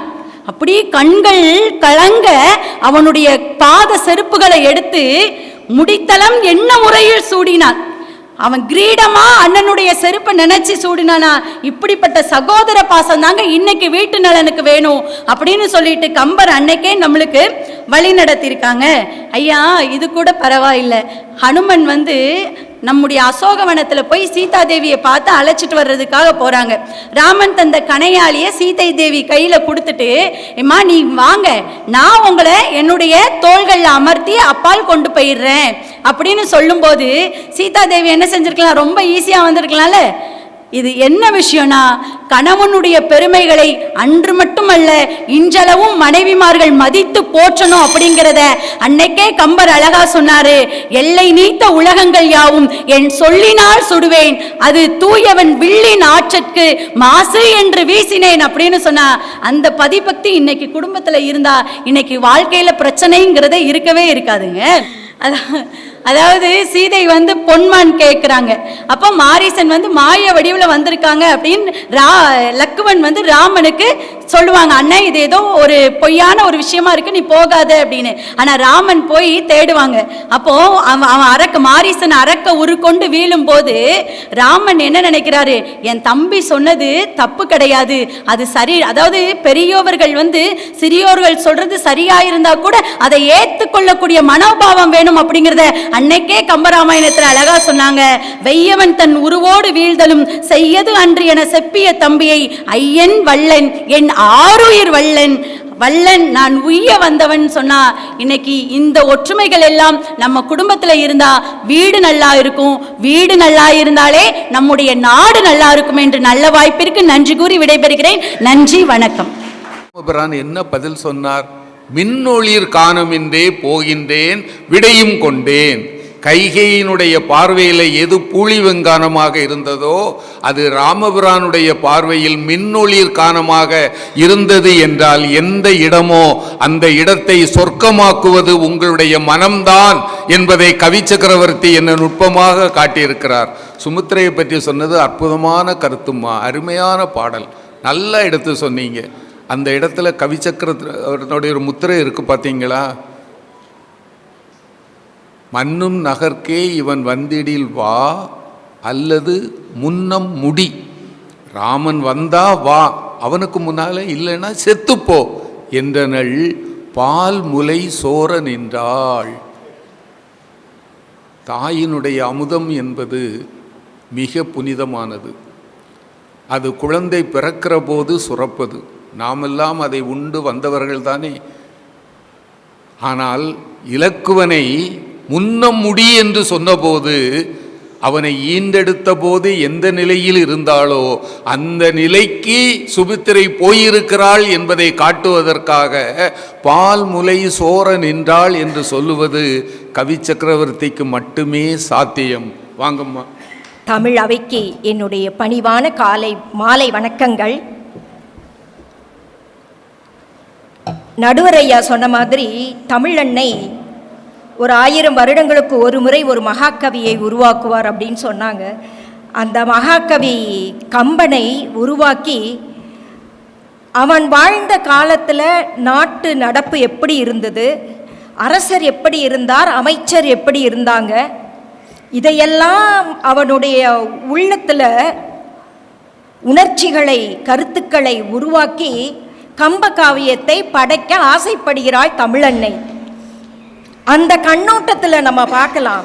நம்ம வாழ்த்துறை வழங்க வந்த ஐயா ஒருத்தர் சொன்னார் இல்லையா, காலேஜில் படிக்கிற குழந்தைங்களுக்கெல்லாம் நம்ம இதை சொல்லி கொடுக்கணும் அப்படின்னு. அந்த கண்ணோட்டத்தையும் அதோடு சேர்த்து பார்க்கும்போது இந்த தலைமைத்துவ பண்பு எல்லா தான் படைத்த கதாபாத்திரங்களில் எல்லாம் அந்த தலைமைத்துவ பண்பை அவர் கொடுத்திருக்கிறான் கம்பன். தான் அரசன்னா எப்படி இருக்கணும், பெண் ஆசை கூடாது, மண் ஆசை கூடாது, இருந்தால் அந்த குலமே அழிந்துவிடும்.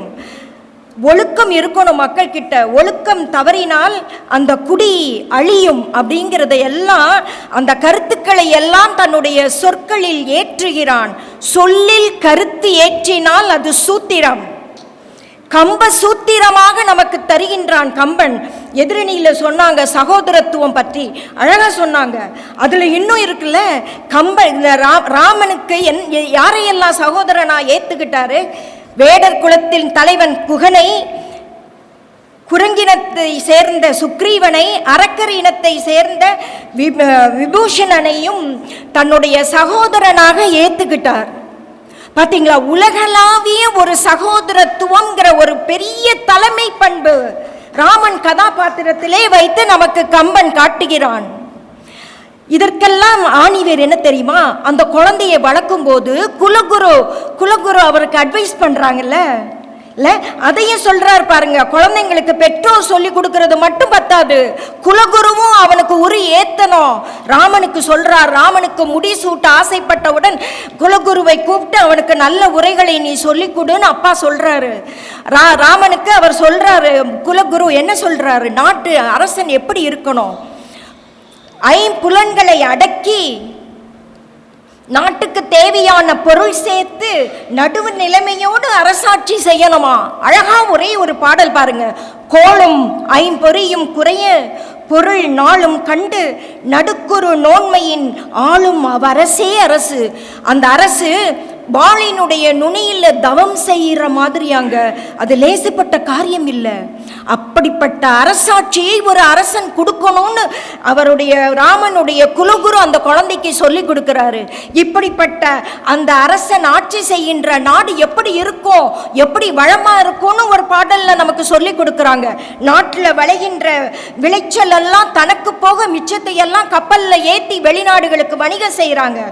அதோடு கடல் வளம், அது நிலத்தில் இருக்கிற வயல் வெளிகள் எல்லாம் நல்ல தானியங்கள் செழிப்பா வளர்ந்துருக்குது. நிலத்தை தோண்டினால் வைர சுரங்கம் இருக்குது. இதோடு சேர்த்து மக்கள் எல்லோரும் ஒழுக்கத்தோடு வாழ்றாங்களாம். பாருங்களேன், ஒரு நாடு எப்படி செழிப்பா இருக்கணும்னு ஒரு பாடல் சொல்றாரு பாருங்க.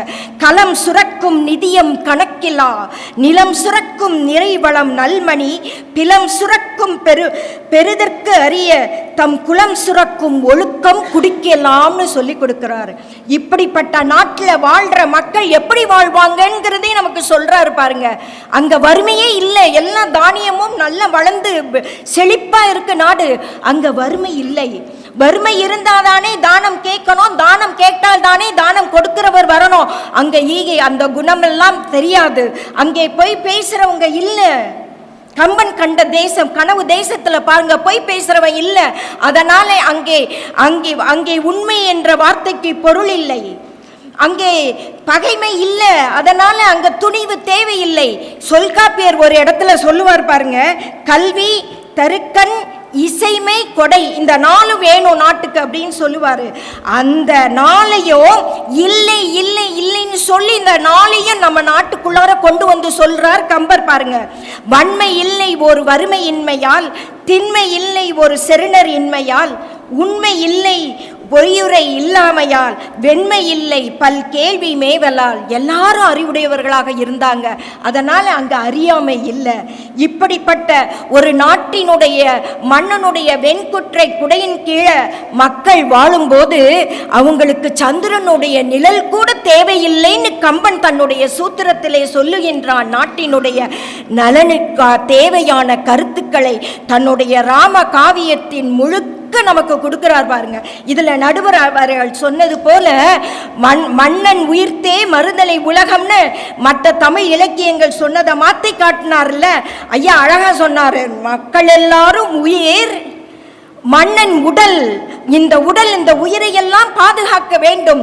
இதை ராமன் சுக்கிரீவனுக்கு சொல்லும் போது கூட அறிவுறுத்துகிறான். ஒரு அரசன் எப்படி அரசாட்சி செய்ய வேண்டும், அவனை குடிமக்கள் எல்லோரும் மன்னன் என்று சொல்லக்கூடாதாம், தாய் என்று சொல்ல வேண்டுமாம். அப்படி நாட்டை அரசன் பாதுகாக்க வேண்டும் அப்படின்னு சுக்கிரீவனுக்கு ராமன் சொல்றாரு. அதோடு மட்டும் இல்லைங்க, ராமன் அமைச்சர் எப்படி இருக்கணும் அதுக்கும் விளக்கம் சொல்றாங்க பாருங்க. அமைச்சர் எப்படியெல்லாம் ரெக்ரூட் பண்ணணும், அமைச்சரை முதலில் ரெக்ரூட் பண்றதுல இருந்து அவருடைய குணங்கள் எல்லாவற்றையும், தூதுவன் எப்படி இருக்க வேண்டும் எல்லாவற்றையும் சொல்லுகின்றார் நமக்கு கம்பர். நான் ஒன்றை சொல்லி முடிக்கிறேன். மகாகவி பாரதியார் நம்ம பாரத தேசம் வாழ்கவேன்னு பாடினார் இல்லையா? பாரத தேசம், அதே மகாகவி தான் கம்பனை சொன்னார். கம்பனுடைய ஒவ்வொரு சொல்லும் நான் அப்படின்னு பாரதி சொன்னான்ல. அப்போ அதே மகாகவி ஏன் அப்படி சொல்றாரு?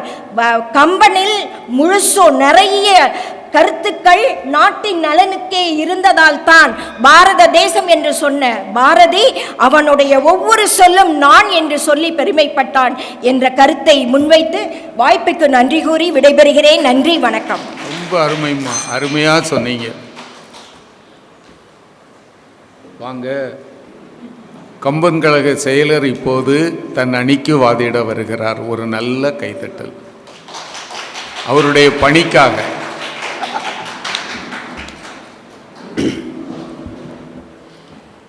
அனைவரையும் வணங்கி மகிழ்ந்து, ராமனைப் போலவே நிலையான வாழ்வு பெற்று அன்றும் இன்றும் என்றும் நிலைத்திருக்கக்கூடிய இறைத்தன்மை பெற்றுவிட்ட கவியரசனுக்கு திருவிழா. வனம் சென்ற காகுத்தன் வரலாற்றை காவியமாய் வடித்துவிட்ட இந்த மகாகவிக்கு அற்புதமான ஒரு பெருவிழா. தமிழ்த்தாயினுடைய ஒரு தங்க பெட்டகம் எது என்று சொன்னால் கம்பராமாயணத்தை சொல்லலாம். ஐயா, ராம அவதாரத்தினுடைய நோக்கம் என்ன? ராவண வதம் அல்ல. ராவண வதம் ராம அவதாரத்தினுடைய நோக்கம் அல்ல. ராவண வதம் தான் ராம அவதாரத்தினுடைய நோக்கம் என்று சொன்னால், நினைத்த மாத்திரத்திலேயே அந்த பரம்பொருள் அவனை அழித்திருக்க முடியும் அல்லவா? 38 ஆண்டுகள் ராமன் காத்திருந்தான். எதற்காக? அறத்தின் தன்மையாக வாழ்ந்து காட்டியவன் ராமன். எப்படி வாழ்ந்து காட்ட வேண்டும் என்பதை இந்த மக்களுக்கு சொல்லிக் கொடுத்தான். அறம் மனிதனாக வடிவெடுத்து எப்படி வாழ வேண்டும் என்று காட்டுவதற்காகத்தான் ராமாவதாரத்தினுடைய நோக்கமே தவிர இந்த ராவண வதம் அல்ல. எனவே தான் வீட்டினுடைய சிறப்பை தான் கம்பன் தெளிவாக எடுத்துரைக்கின்றார். நீதிபதி அவர்களே, அறத்திற்கு இலக்கணம் வகுத்தது திருக்குறள். அறத்திற்கு இலக்கணம் வகுத்தது திருக்குறள். அதற்கு இலக்கியமாக இருந்து கொண்டு இருப்பது எது என்று சொன்னால் இந்த கம்பராமாயணம் தான். அறத்தினுடைய இலக்கியம் கம்பராமாயணம். மறுக்க முடியுமா? அதனால் தான் சொன்னாங்கள், இறப்பினும் திருவல்லாம் இழக்க எய்தினும் துறப்பிலர் அறம் என சூரர் ஆனதை என்று கம்ப சூத்திரம் அழகாக சொல்கின்றது. நீதிபதி அவர்களே, ஒரு மனிதனுடைய பொதுவான வாழ்க்கையில் பதவி போயிட்டா மரியாதை போயிடும். பொது வாழ்க்கையில், தனிப்பட்ட வாழ்க்கையில் மனைவி போயிட்டா மானமே போயிடும். இப்போ ராமனுக்கு பதவியும் இல்லை, மானமும் இல்லை. ஆனால் இரண்டையும் தன்னுடைய காலடியிலே விழ வைத்த அற்புதமான தன்னம்பிக்கையின் நாயகன்தான் ராமன். அதை வாழ்ந்து காட்டினான். இல்லை என்று சொல்ல முடியுமா? நீதிபதி அவர்களே, தர்மத்தில் 4 வகை இருக்குது. அந்த 4 வகை தர்மம் எது என்று சொன்னால் சாமானிய தர்மம், சேஷ தர்மம், விசேஷ தர்மம், விசேஷத தர்மம். சாமானிய தர்மமாக வாழ்ந்தது யாரு? ராமன். எப்படி வாழ்ந்தான்? ஒரு பிள்ளை தன்னுடைய பெற்றோரிடம் எப்படி வாழ வேண்டும், ஒரு சீடன் குருவிடம் எப்படி வாழ வேண்டும், ஒரு கணவன் ஒரு மனைவியிடம் எப்படி வாழ வேண்டும், இதை வாழ்ந்து காட்டியவன், சாமானிய தர்மமாக வாழ்ந்து காட்டியவன் ராமன். அடுத்ததாக பாருங்கள், லக்குவன். லக்குவன் யாரோடு இருந்து கொண்டிருக்கின்றான்? ராமனோடே இருந்து கொண்டிருக்கின்றான். ராமன் பரம்பொருள். அந்த பரம்பொருளுடைய அந்த திருவடிகளை எப்பொழுதுமே பக்கத்திலே இருந்து பற்றி கொண்டிருந்தான், எண்ணிக்கொண்டிருந்தான். இது சேஷ தர்மம். விசேஷ தர்மம் தெரியுமா? தொலைதூரத்தில் இருந்தாலும் பரதன் தொலைதூரத்தில் இருந்தாலும் முழுக்க முழுக்க நீங்க சொன்னீங்கல்ல, 14 வருடம் பாதுகையை வைத்து அவன் அரசாட்சி செய்தான். தொலைதூரத்தில் இருந்தாலும் கானகத்திலே இருந்த பரம்பொருள் ராமனையே நினைத்து அவன் அரசாட்சி செய்து செய்தான் என்று சொன்னால் அது விசேஷ தர்மம். ஒரு தம்பி எப்படி இருக்க வேண்டும்? விசேஷ தர்மம். அது என்ன தெரியுமா? இறைவனை விட அவனுடைய அடியார்களுக்கு தொண்டு செய்வது சிறப்பு. இப்ப பரதனுக்கு தொண்டு செய்தவன் யாரு? சத்துருக்கன். அப்போ இங்க பாருங்க, ஒரு அண்ணன் தம்பி எப்படி இருக்க வேண்டும் தெரியுமா? சத்துருக்கனன் நாராயணனுடைய பக்தனாகிய அந்த பரதனுக்கு தொண்டு செய்தான் என்று சொன்னால் இந்த 4 வகை தர்மத்தை சொன்னது இந்த கம்பராமாயணம். இப்படித்தான் வாழ்க்கை என்று சொல்வது. நீதிபதிகளே, வீடுன்னா என்னங்க? வீடுன்னா என்னது? உருவங்கள் நடமாடும் இடம் அல்ல வீடு, உள்ளங்கள் உறவாடும் இடம்தான் வீடு. இல்லம் என்பது வெறும் தங்கும் இடம் அல்ல. இல்லம் என்பது வெறும் தங்கும் இடம் அல்ல, இன்பம் பொங்கும் இடம் வீடு. அதை நமக்கு சுட்டி காட்டியவன் நீங்க சொல்றது ஒரே கருத்து. இதற்கு மேல நான் சொல்லல. இப்படி சொல்லி நிறைவு பெறுகின்றேன். சீதையை தரையோடு பெயர்த்து கொண்டு செல்லுகின்றான் ராவணன். ஜடாயு தடுத்து நிறுத்துகின்றான். எங்கடா நில்? ஏன் தெரியுமா? அவன் எவ்வளவு வலிமை படைத்தவன் ராவணன். இந்த ஜடாயு தடுத்து நிறுத்துகின்றான். ஜடாயுனுடைய போர்ப்படைகள் என்ன, போர்க்கருவிகள் என்ன? அலகு, இறகு. ராவணனுடைய போர்க்கருவிகள் என்ன? உங்களுக்கு தெரியும். எவ்வளவு பலம் படைத்தவன். அவனையே இவன் எதிர்த்து சீதையை காப்பாற்ற துணிந்தான் என்று சொன்னால் காரணம் என்ன தெரியுமா? அப்பா என்று சொல்லக்கூடிய, தன்னுடைய அப்பா என்று சொல்லக்கூடிய ஒரு பாசம். ஏன் தெரியுமா? நீதிபதி அவர்களே, தம்பொருள் என்ப தம் மக்கள் என்று சொல்வார்கள். அதாவது ஒரு தந்தையினுடைய பாசம்தான் ஜடாயுவுக்கு இருந்தது, தடுத்து நிறுத்தினான். தந்தையின் பாசம் என்று சொன்னால் எப்படி சொல்ல முடியும்? நீதிபதிகளே, தசரதனுக்கு ஜடாயு உயிர் தோழன். தசரதனுக்கு ஜடாயு உயிர் தோழன், தந்தையின் நண்பனும் ஒரு தந்தை. இதை சொல்லக்கூடியதுதான் அற்புதமான கம்பராமாயணம் என்று சொன்னால் நீதிபதிகளே, நாட்டை பற்றியும் சொல்லி இருக்கின்றார்கள், இல்லை என்று நாங்கள் சொல்லவில்லை. ஆனால் அந்த நாட்டை விட நீங்க சொன்னீங்கல்ல அம்மா, அரண்மனை உத்தரவு போட்டது. என்ன உத்தரவு? ராமனுக்கு முடிசூட்டு விழா. ஆனால் அரண்மனை போட்ட உத்தரவை அந்தப்புறம் ரத்து செய்தது. அந்தப்புறம் ரத்து செய்தது. ஏன்? அந்த நாட்டையே இயக்கி கொண்டிருப்பது வீடு. அந்த வீடு சிறப்பாக அமைய வேண்டும். நன்றி, வணக்கம், ஜெய். ரொம்ப அருமையா சொன்னார், அழகா சொன்னார். ஜடாயுவுக்கும் ராமனுக்கும் இருந்த உறவு, தந்தைக்கும் மகனுக்கும் இருந்த உறவு. தசரத சக்கரவர்த்தி பரம்பொருளையே மகனாக பெற்றார். ஆனால் அவருக்கு இறுதிச் சடங்கு செய்வதற்கு ராமன் அருகில் இல்லை. வேறு யாருக்கும் கிடைக்காத பெரும்பேறு யாருக்கு கிடைத்தது தெரியுமா? ஜடாயுவுக்கு. ஜடாயுவை தன் கரத்தால் தூக்கி அந்த ஈமத்தில் வைத்து ஒரு மகன் தந்தைக்கு என்ன செய்வானோ அத்தனையையும் செய்தது ராமபிரான். மிகப்பெரிய பாக்கியசாலி யார் என்றால் ஜடாயு.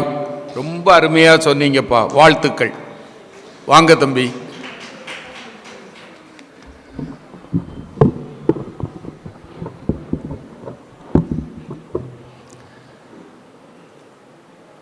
எங்களை எல்லாம் வழிநடத்தி கொண்டிருக்கின்ற எங்கள் குருநாதர், நடுவர் உள்ளிட்ட அவையினர் அத்தனை பேரையும் வணங்கி மகிழ்ந்து, கொஞ்சம் நெருக்கடியான சிக்கல் தான். ஜெயக்குமார் சார் இவ்வளவு சத்தமாக ஆவேசமாக பேசின பிறகு அடுத்தது பேசுறதுங்கிறது கொஞ்சம் சிரமமான விஷயம்தான். இருந்தாலும் உங்கள் ஆதரவோடு பேசிடலான்னு நினைக்கிறேன். உற்சாகமாக தானே இருக்கீங்க? கேட்க தயாராக தான் இருக்காங்க. நடுவர் அவர்களே, ஜெயக்குமார் சார் நிறைவு பண்ணும்போது ஒரு அழகான ஒரு செய்தியை சொன்னார். அரண்மனை உத்தரவு போட்டது, அந்தப்புறம் அதை மாற்றியது, இது வீட்டுக்கானதுன்னு சொன்னார். இது வீட்டுக்கானதா நாட்டுக்கானதான் பாருங்க. தசரதன் தன்னுடைய அரசாட்சியை மகனுக்கு ராமனுக்கு முடிசூட்டணும்னு சொல்லி மந்திரிகள், குலகுரு இவங்க எல்லாருக்கிட்டையும் ஆலோசனை பண்ணி அரண்மனையில் மந்திரிமாலோடு கலந்து பேசி அமைச்சரவை ஒரு முடிவு செய்கிறது. அமைச்சரவை முடிவு செய்ததை அந்தப்புறத்தில் இருந்து கொண்டு கைகேயி மாற்றினாள். அதுக்கு பிறகு எத்தனை சிக்கல் வந்ததுங்கிறது நமக்கு தெரியும். அப்ப இது கம்பன் நாட்டுக்காக சொல்லக்கூடிய ஒரு அற்புதமான செய்தி என்னன்னா, அரசாட்சியில் குடும்பம் தலையிட்டால் அந்த நாட்டில் குழப்பம் வரும் என்பதை கம்பன் சொல்லியிருக்கான். இதையே ஜெயக்குமார் சாரும் ஒத்துக்கிட்டாரு, செக்ரட்டரியே ஒத்துக்கிட்டா நடுவரும் ஒத்துக்கிடுவாருங்கிற நம்பிக்கை எனக்கு இருக்கு. அப்படியெல்லாம் உறுதி தர முடியாது. என்ன தெரியுமா, இந்த நாம் பெரும்பாலும் எல்லார்ட்டையும் சொல்றது அதான், கம்பராமாயணத்தை வெறும் வீட்டுக்கானதுன்னு ஒரு குறுகிய வட்டத்துக்குள்ளால கொண்டு வந்துடாதீங்க. இது இந்த நாட்டுக்கானது, நாட்டுக்கு மட்டும் இல்ல உலகத்துக்கானது. அதனால தான் கம்பன் பாடலை தொடங்கும் போது கூட உலகம் யாவையும்னு தொடங்கினான். இந்த உலகத்துல இருக்கிற நாடுகள் எப்படி அரசாட்சி செய்யணும் அப்படிங்கிறத ரொம்ப அழகா சொல்லி இருக்கிறான். நான் இப்படி சொல்றேன், சுருக்கமா சொல்றேன், வேற ஒண்ணுமே இல்லை. ஒரு நாடு, நாட்டில் இருக்கக்கூடிய மன்னன் அறத்தின் வழியும் தர்மத்தின் வழியும் நேர்மையாக ஆட்சி செய்தால் அந்த நாடு அயோத்தி மாதிரி இருக்கும். நான் சொல்றது கம்பராமாயணம். அரசன் நல்லவனா இருந்தா அது அயோத்தி மாதிரி இருக்கும். நல்லவ ஆட்சியில இல்லைன்னா அது இலங்கை மாதிரி இருக்கும். இப்ப உள்ள இலங்கை இல்ல, அந்த காலத்துல இருந்த இலங்கை. அப்ப பாருங்க, ரெண்டு எக்ஸ்ட்ரீமா காமிக்கிறான். அப்ப அயோத்தியின் அரசாட்சி எப்படி இருந்தது? தசரதனை பத்தி எல்லாருமே சொன்னாங்க. தாய் ஒக்கும் அன்பில், தவம் ஒக்கும் நலம் பயப்பில், சேய் ஒக்கும் முன்னின்று ஒரு செல் கதி உய்க்கும் நீரால், நோய் ஒக்கும் எண்ணில் மருந்தொக்கும் நுணங்கு கேள்வி ஆயப்புகுங்கால், அறிவொக்கும் எவர்க்கும் அண்ணான். தசரத சக்கரவர்த்தி அவ்வளவு மக்களை நேசித்து மக்களை பாதுகாத்தவன். நீங்க ஒரு விஷயம் தெரியுமா, கம்பன் சொல்ற நுட்பமான ஒரு விஷயம், தசரத சக்கரவர்த்தி மக்களை எல்லாம் தன் உயிராக நினைத்தவன். அப்படி உயிராக நினைத்து தர்மத்தின் வழி அவன் ஆட்சி செய்தால், உத்தமமான ஆட்சியை செய்தால், அந்த புருஷோத்தமனே தனக்கு வந்து பிள்ளையாக பிறப்பான் என்பதுதான் கம்பராமாயணம் காட்டுகிற உண்மை. புருஷோத்தமன் தானே ராமன். இங்க பாருங்க, பெருமாள் ராமாவதாரம் எடுக்கணும்னு முடிவு பண்ணிட்டார். எங்க வேணாலும் இருந்திருக்கலாம்ல. ஆனால் அவர் என்ன சொன்னார் தெரியுமா?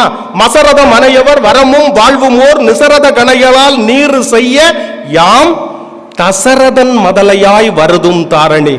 பெருமாளே தேடி வந்து அவதாரம் செய்கிற அளவிற்கு புண்ணியம் செய்தது அயோத்தி. இப்பவும் அப்படித்தான்.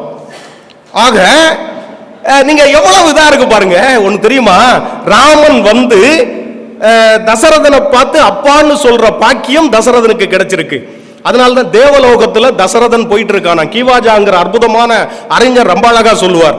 தேவலோகத்துல ராமன் தசரதன் நடந்து போயிட்டு இருக்கான். தேவர்கள் எல்லாம் பார்த்துட்டு பக்கத்துல இருந்த தேவர்கிட்ட சொன்னானா, இந்த பாடா இந்த போறவர் யார் தெரியுமா, நாமெல்லாம் ஐயா ஐயான்னு வணங்கக்கூடிய ராமனை பையா பையான்னு பாசத்தோட சொல்ற பாக்கியம் பெற்றவர் தசரதன் நாங்களாம். அந்த அளவுக்கு அற்புதமான ஆட்சிங்க.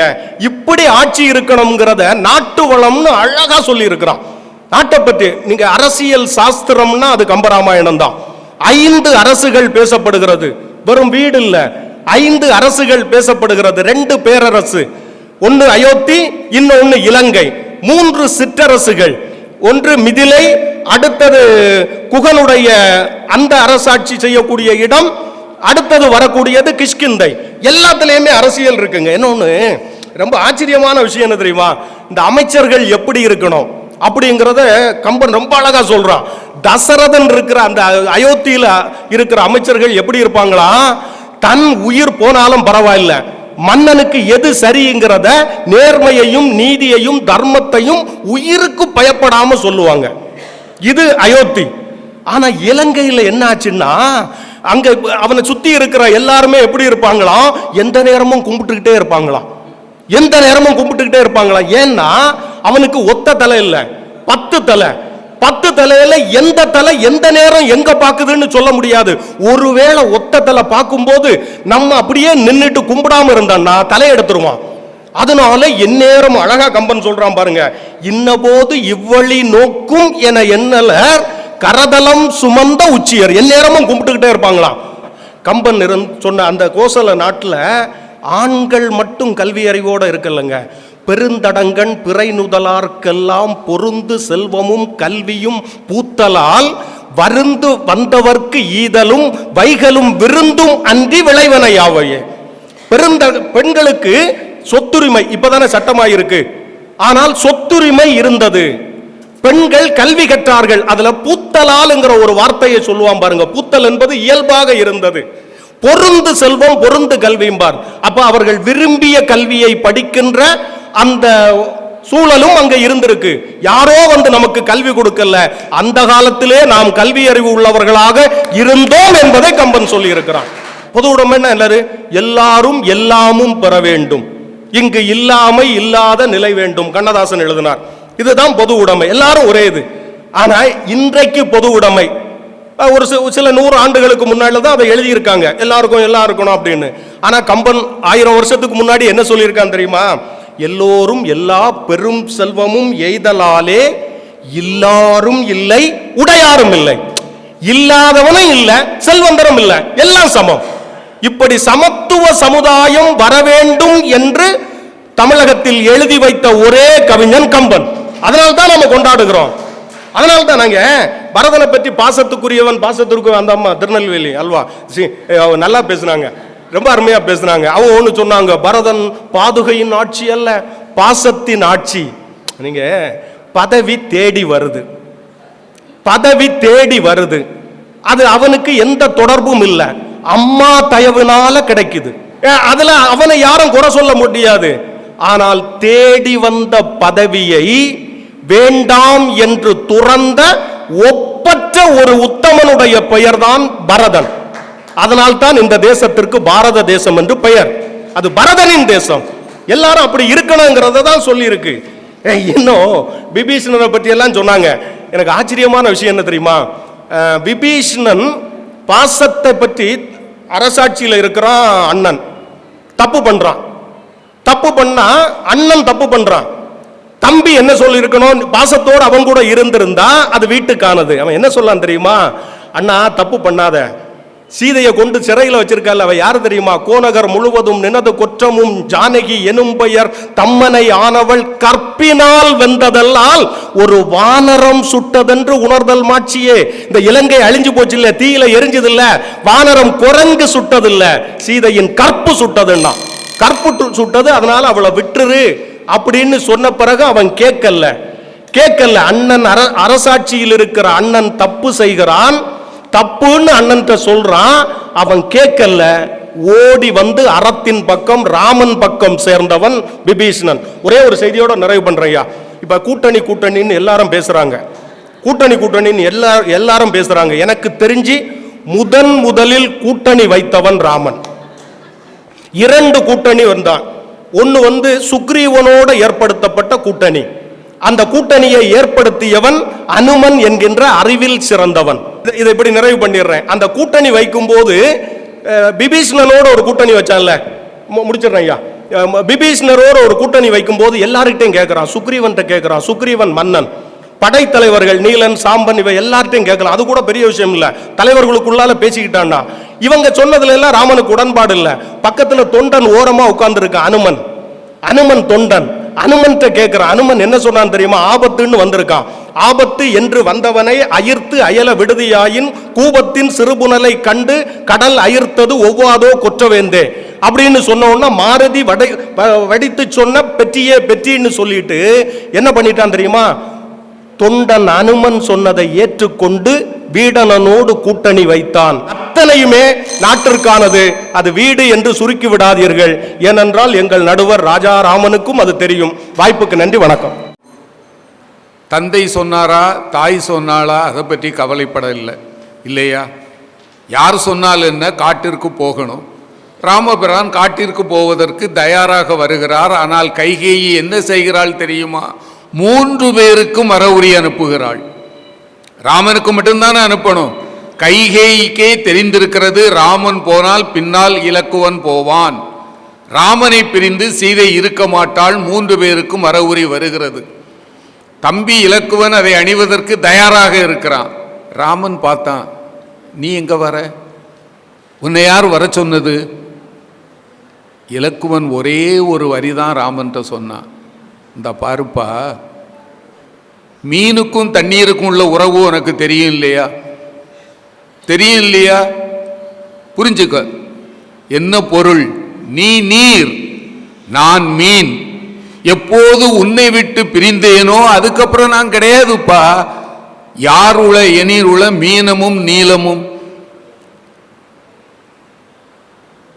குவளை மலர் தண்ணீர் இருந்தா தான் இருக்கும். ஆனா என்ன செய்யும் தெரியுமா? தண்ணீர் வற்றின பிறகும் கூட கொஞ்ச நாள் அது உயிரோடு இருக்கும். மீன் அப்படி இல்லை, தண்ணீர்லிருந்து எடுத்து போட்ட உடனேயே உயிரை விட்டுரும். யார் உள எனின் உளர் சீதையும் யானும். சீதையும் நானும் யாரால இருக்கிறோம்? உன்னால. நீ தண்ணீர், நான் மீன். சீதை யார்? குவளை மலர். உன்னை பிரிஞ்சு சிறிது காலம் கூட சீதை இருப்பாள். ஆனால் உன்னை பிரிந்தால் அடுத்த வினாடி நான் இருக்க மாட்டேன். ராமன் ஒண்ணுமே சொல்லல. தம்பி இந்த ஒரு வார்த்தை தான் சொன்னா. கண்கள்ல கண்ணீர் வந்தது. கையால காட்டினா, வா. அடுத்தது சீதையிட்ட போனா.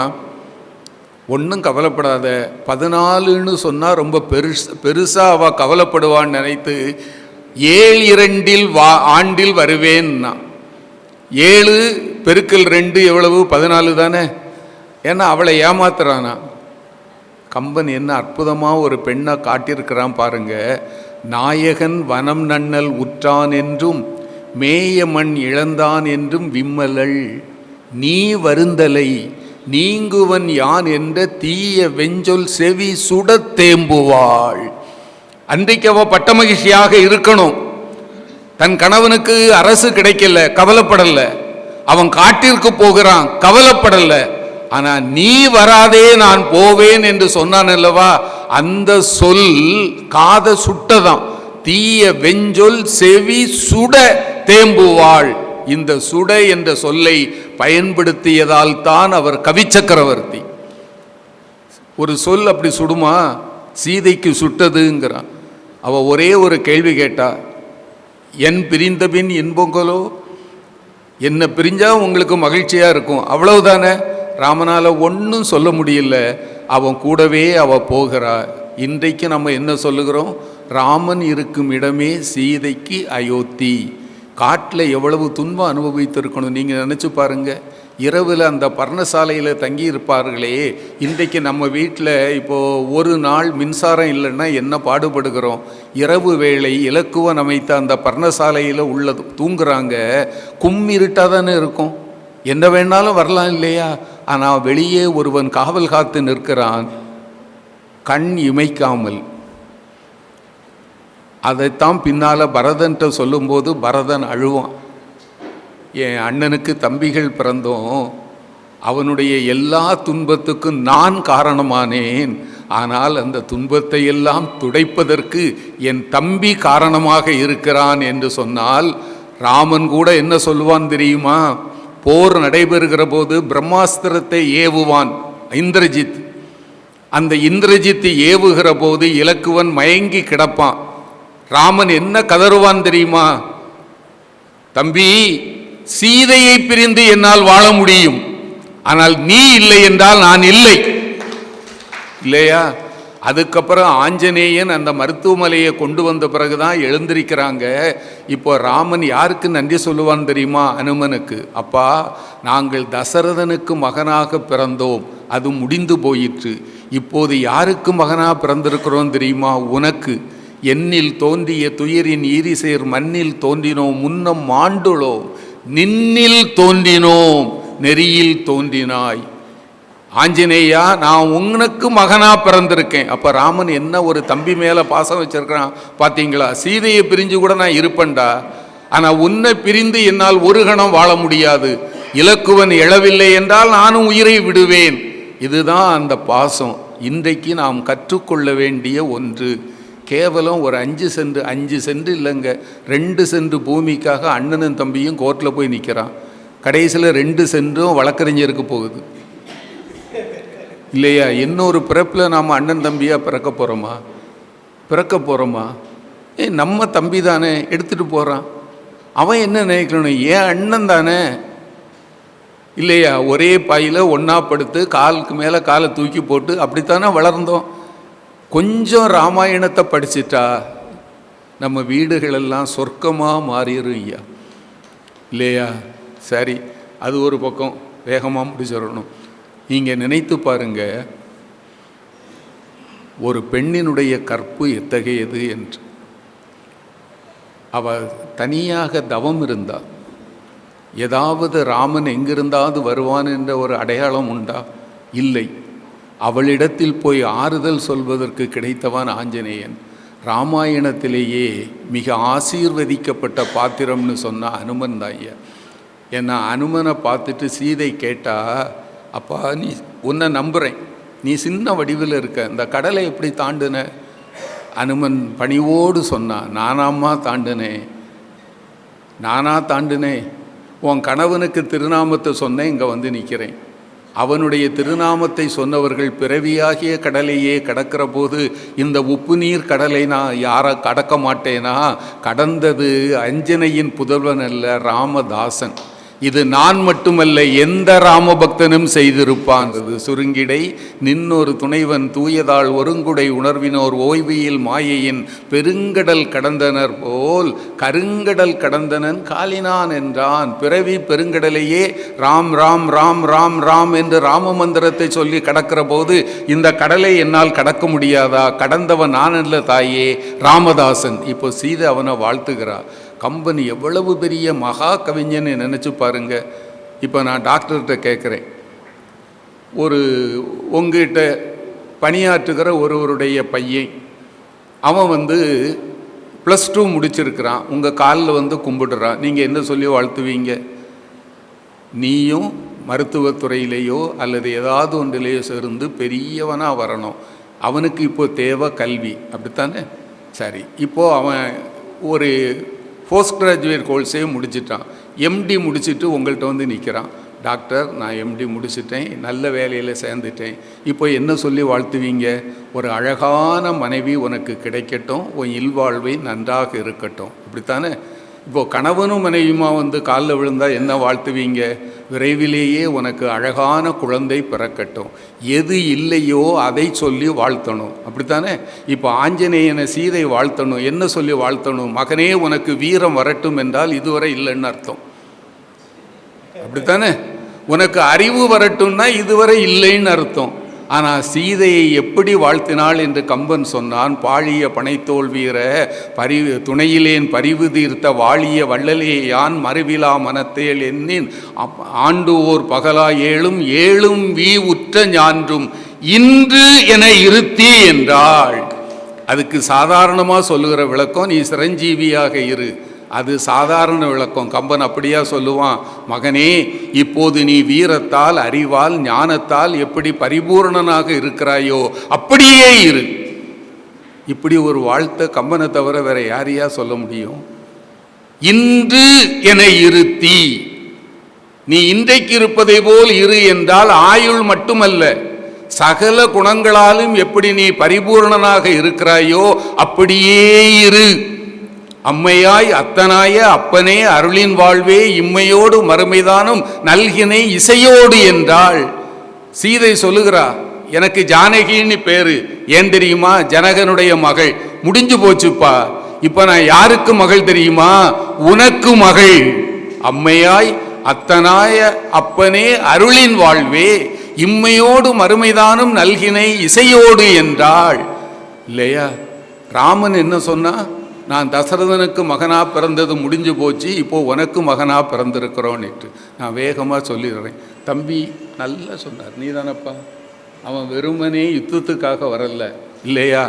நீங்கள் அரசன்னு பார்த்தா ராவணன் நல்ல அரசன், இல்லையா? இலங்கையில் இருக்கிற குடிமக்கள் எல்லாம் அயோத்தி குடிமக்களை விட செல்வ செழிப்போடு இருந்திருக்கிறாங்க. என்னங்க ஐயா, கோபால ஐயா, நான் சொல்லுது சரிதானே?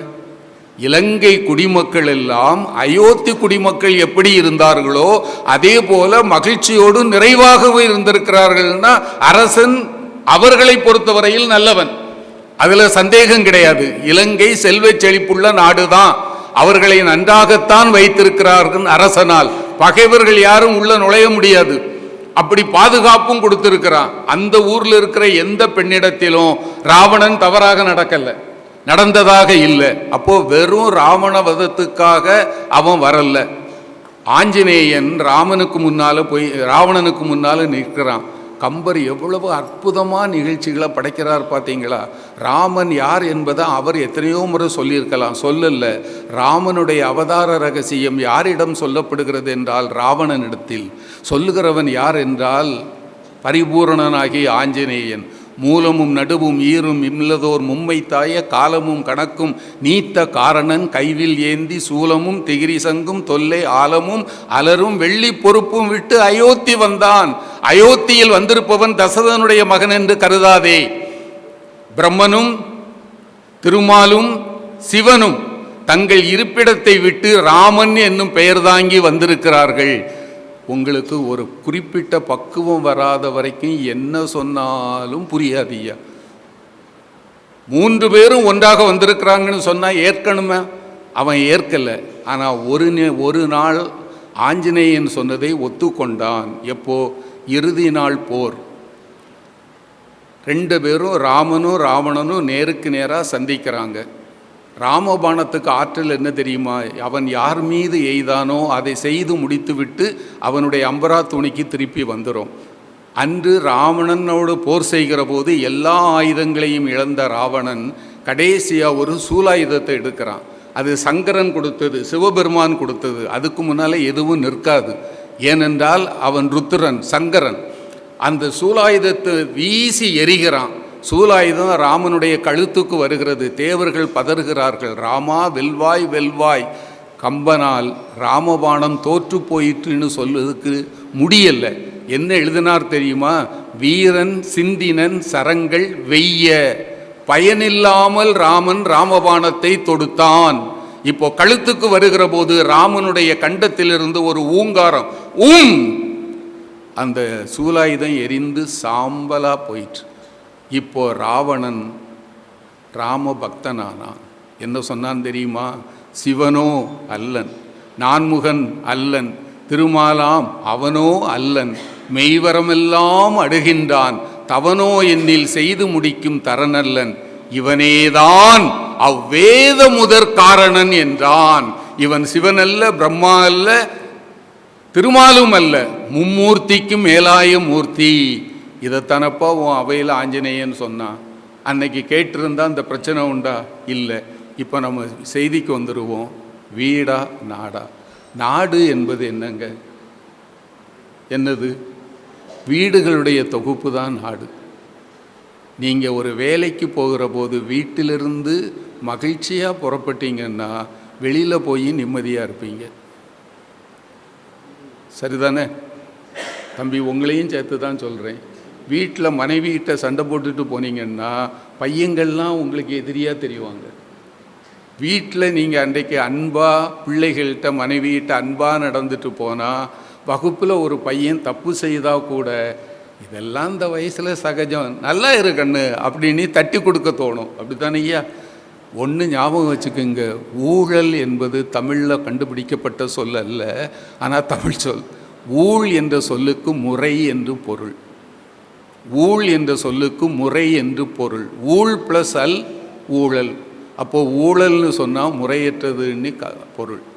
இங்கே அதிகாரிகள் இருப்பீங்க, என் கணவன் வாங்குகிற லஞ்ச பணத்தோடு வீட்டிற்கு வந்தால் அவரை வெளியே நிறுத்தி விடுவேன் என்று தமிழகத்தில் அல்லது பாரதத்தில் இருக்கிற பெண்கள் முடிவெடுத்து விட்டால் நாளையே லஞ்சம் ஒளிந்துவிடும். நான் சொல்வது சரிதானான்னு நினச்சி பாருங்க. என் வீட்டுக்காரர் ரொம்ப சாமர்த்தியசாலி, எப்படியும் ஒரு 10,000 ரூபாய் டெய்லி பார்த்துருவார் இல்லையா? நீ லஞ்சத்தில் கொண்டு வருகிற பணத்திலிருந்து எனக்கு ஒரு ஆடை வாங்கி தருவதை விட நான் ஒரு கிழிந்த ஆடையை அணிந்து கொள்வேன் என்று சொல்லுகிற துணிச்சல் வந்தால் அப்போ வீடு நன்றாக இருந்தால் நாடு நல்லா இருக்கும். அப்படித்தானே? அதைத்தான் சொன்னேன். சீதையினுடைய கற்பு தான் ராமனுக்கு கவசம். சீதையினுடைய கற்பு தான் ராமனுக்கு கவசம். ரொம்ப இதை விரித்து சொல்லணும்னு வேண்டாம், உங்களுக்கு தெரியும். ஆனால் ஒரு செய்தி மட்டும் சொல்கிறேன். இந்த பாரத நாட்டில் பிறந்ததற்காக பெருமைப்படுங்கள், பெருமைப்படுங்கள். சுவாமி விவேகானந்தர் சொல்வார், அவர் இந்த ஒரு செய்தியோடு நான் நிறைவு பண்ணிடுறேன். அவர் சொல்வார், சுவாமி விவேகானந்தர் எல்லா இடத்திற்கும் போய்விட்டு லண்டனுக்கு வருகிறார். ஒரு கருத்தரங்கம், கேம்பிரிட்ஜ் ஆக்ஸ்போர்ட் பல்கலைக்கழக அந்த பேராசிரியர்களுடைய கருத்தரங்கத்தில் அவர் பேசுகிறார். அது புத்தகமாக வந்திருக்கிறது, ஆன் ராமாயணா ஆன் மகாபாரதா. இந்த 2 இதிகாசங்களை பற்றியும் ஒரு 3 நாள் பேசுகிறார். 3வது நாள் முடிவில் பிராங்க்லின் ராபர்ட் என்கிற ஒரு தத்துவ பேராசிரியர் சொன்னார், நீங்கள் ரொம்ப பீத்தாதீங்க, இந்தியர்கள் பெண்மைக்கு மரியாதை கொடுக்குறீங்களா? நீ முன்னால் போனால் அடிமை மாதிரி உன் மனைவி பின்னால் வரணும். நாங்கள் அப்படியா? நானும் என் மனைவியும் தோளோடு தோள் சேர்ந்து போவோம். எதிரே என் நண்பன் ராபர்ட் வந்தால் என் மனைவி போய் கைகுலிக்கு, hi Robert, how do you டுன்னு கேட்பா. நீ வெளியே போகிற போது மனைவியை அழைத்து போகிறாய். உன் நண்பனுடைய கையை பிடித்து உன் மனைவி குலுக்கினால் அவளை வீட்டுக்கு அழைத்து கொண்டு போவாயா? உனக்கு மனைவியின் மீதும் சந்தேகம், நண்பனின் மீதும் சந்தேகம்னார். சுவாமிஜி சிரித்து கொண்டே கேட்டார், இனி நான் பதில் சொல்லலாமா? முடிந்தால் சொல். ஆமாம், நீங்கள் பல்கலைக்கழக பேராசிரியர், உண்மை. பல பட்டமளிப்பு விழாக்கள் நடத்தியிருப்பீர்கள், உண்மை. அப்போதெல்லாம் உங்களுடைய மகாராணியை நீங்கள் சந்தித்திருக்கிறீர்களா? ஆமாம், எங்கள் எலிசபெத் மகாராணி எத்தனையோ முறை என் அருகில் நின்றிருக்கிறார்கள். எத்தனை முறை அவர்களோடு கைகுலுக்கினீர்கள்? அது எப்படி முடியும்? அவர்கள் என் மரியாதைக்குரிய மகாராணி அல்லவா? பேராசிரியர் அவர்களே, உங்கள் நாட்டில் எலிசபெத் மட்டும்தான் மகாராணி, எங்கள் நாட்டில் ஒவ்வொரு பெண்களும் மகாராணிகள். இப்போ பேசியிருக்கிற இது எனக்கு மகள், ஆனால் நான் ஓடி போய் ராஜேஸ்வரின்னு கைகுலுக்க மாட்டேன், வாம்மான்னு தான் சொல்லுவேன். இன்னொன்று தெரிந்து கொள்ளுங்கள் பேராசிரியர்களே, பேராசிரியர் அவர்களே, எந்த பெண்ணையும் அம்மாவாக பார்ப்பது பாரத பண்பு. 1 வயது பெண் குழந்தையாயினும் சரி, 90 வயது மூதாட்டியாக இருந்தாலும் சரி, நாங்கள் அம்மா என்று அழைப்போம். உங்களை புண்படுத்துவதற்காக சொல்லவில்லை. எங்கள் நாடு எத்தகையது தெரியுமா? கட்டிய மனைவியை தவிர ஏனைய பெண்களை எல்லாம் தாயாக பார்ப்பது எங்கள் நாடு. ஆனால் பெற்ற தாயை தவிர பிற பெண்களை எல்லாம் காதலியராக பார்ப்பது மேலை நாட்டு நாகரிகம். ஏனென்றால் எங்கள் பூமி சீதையின் பூமி.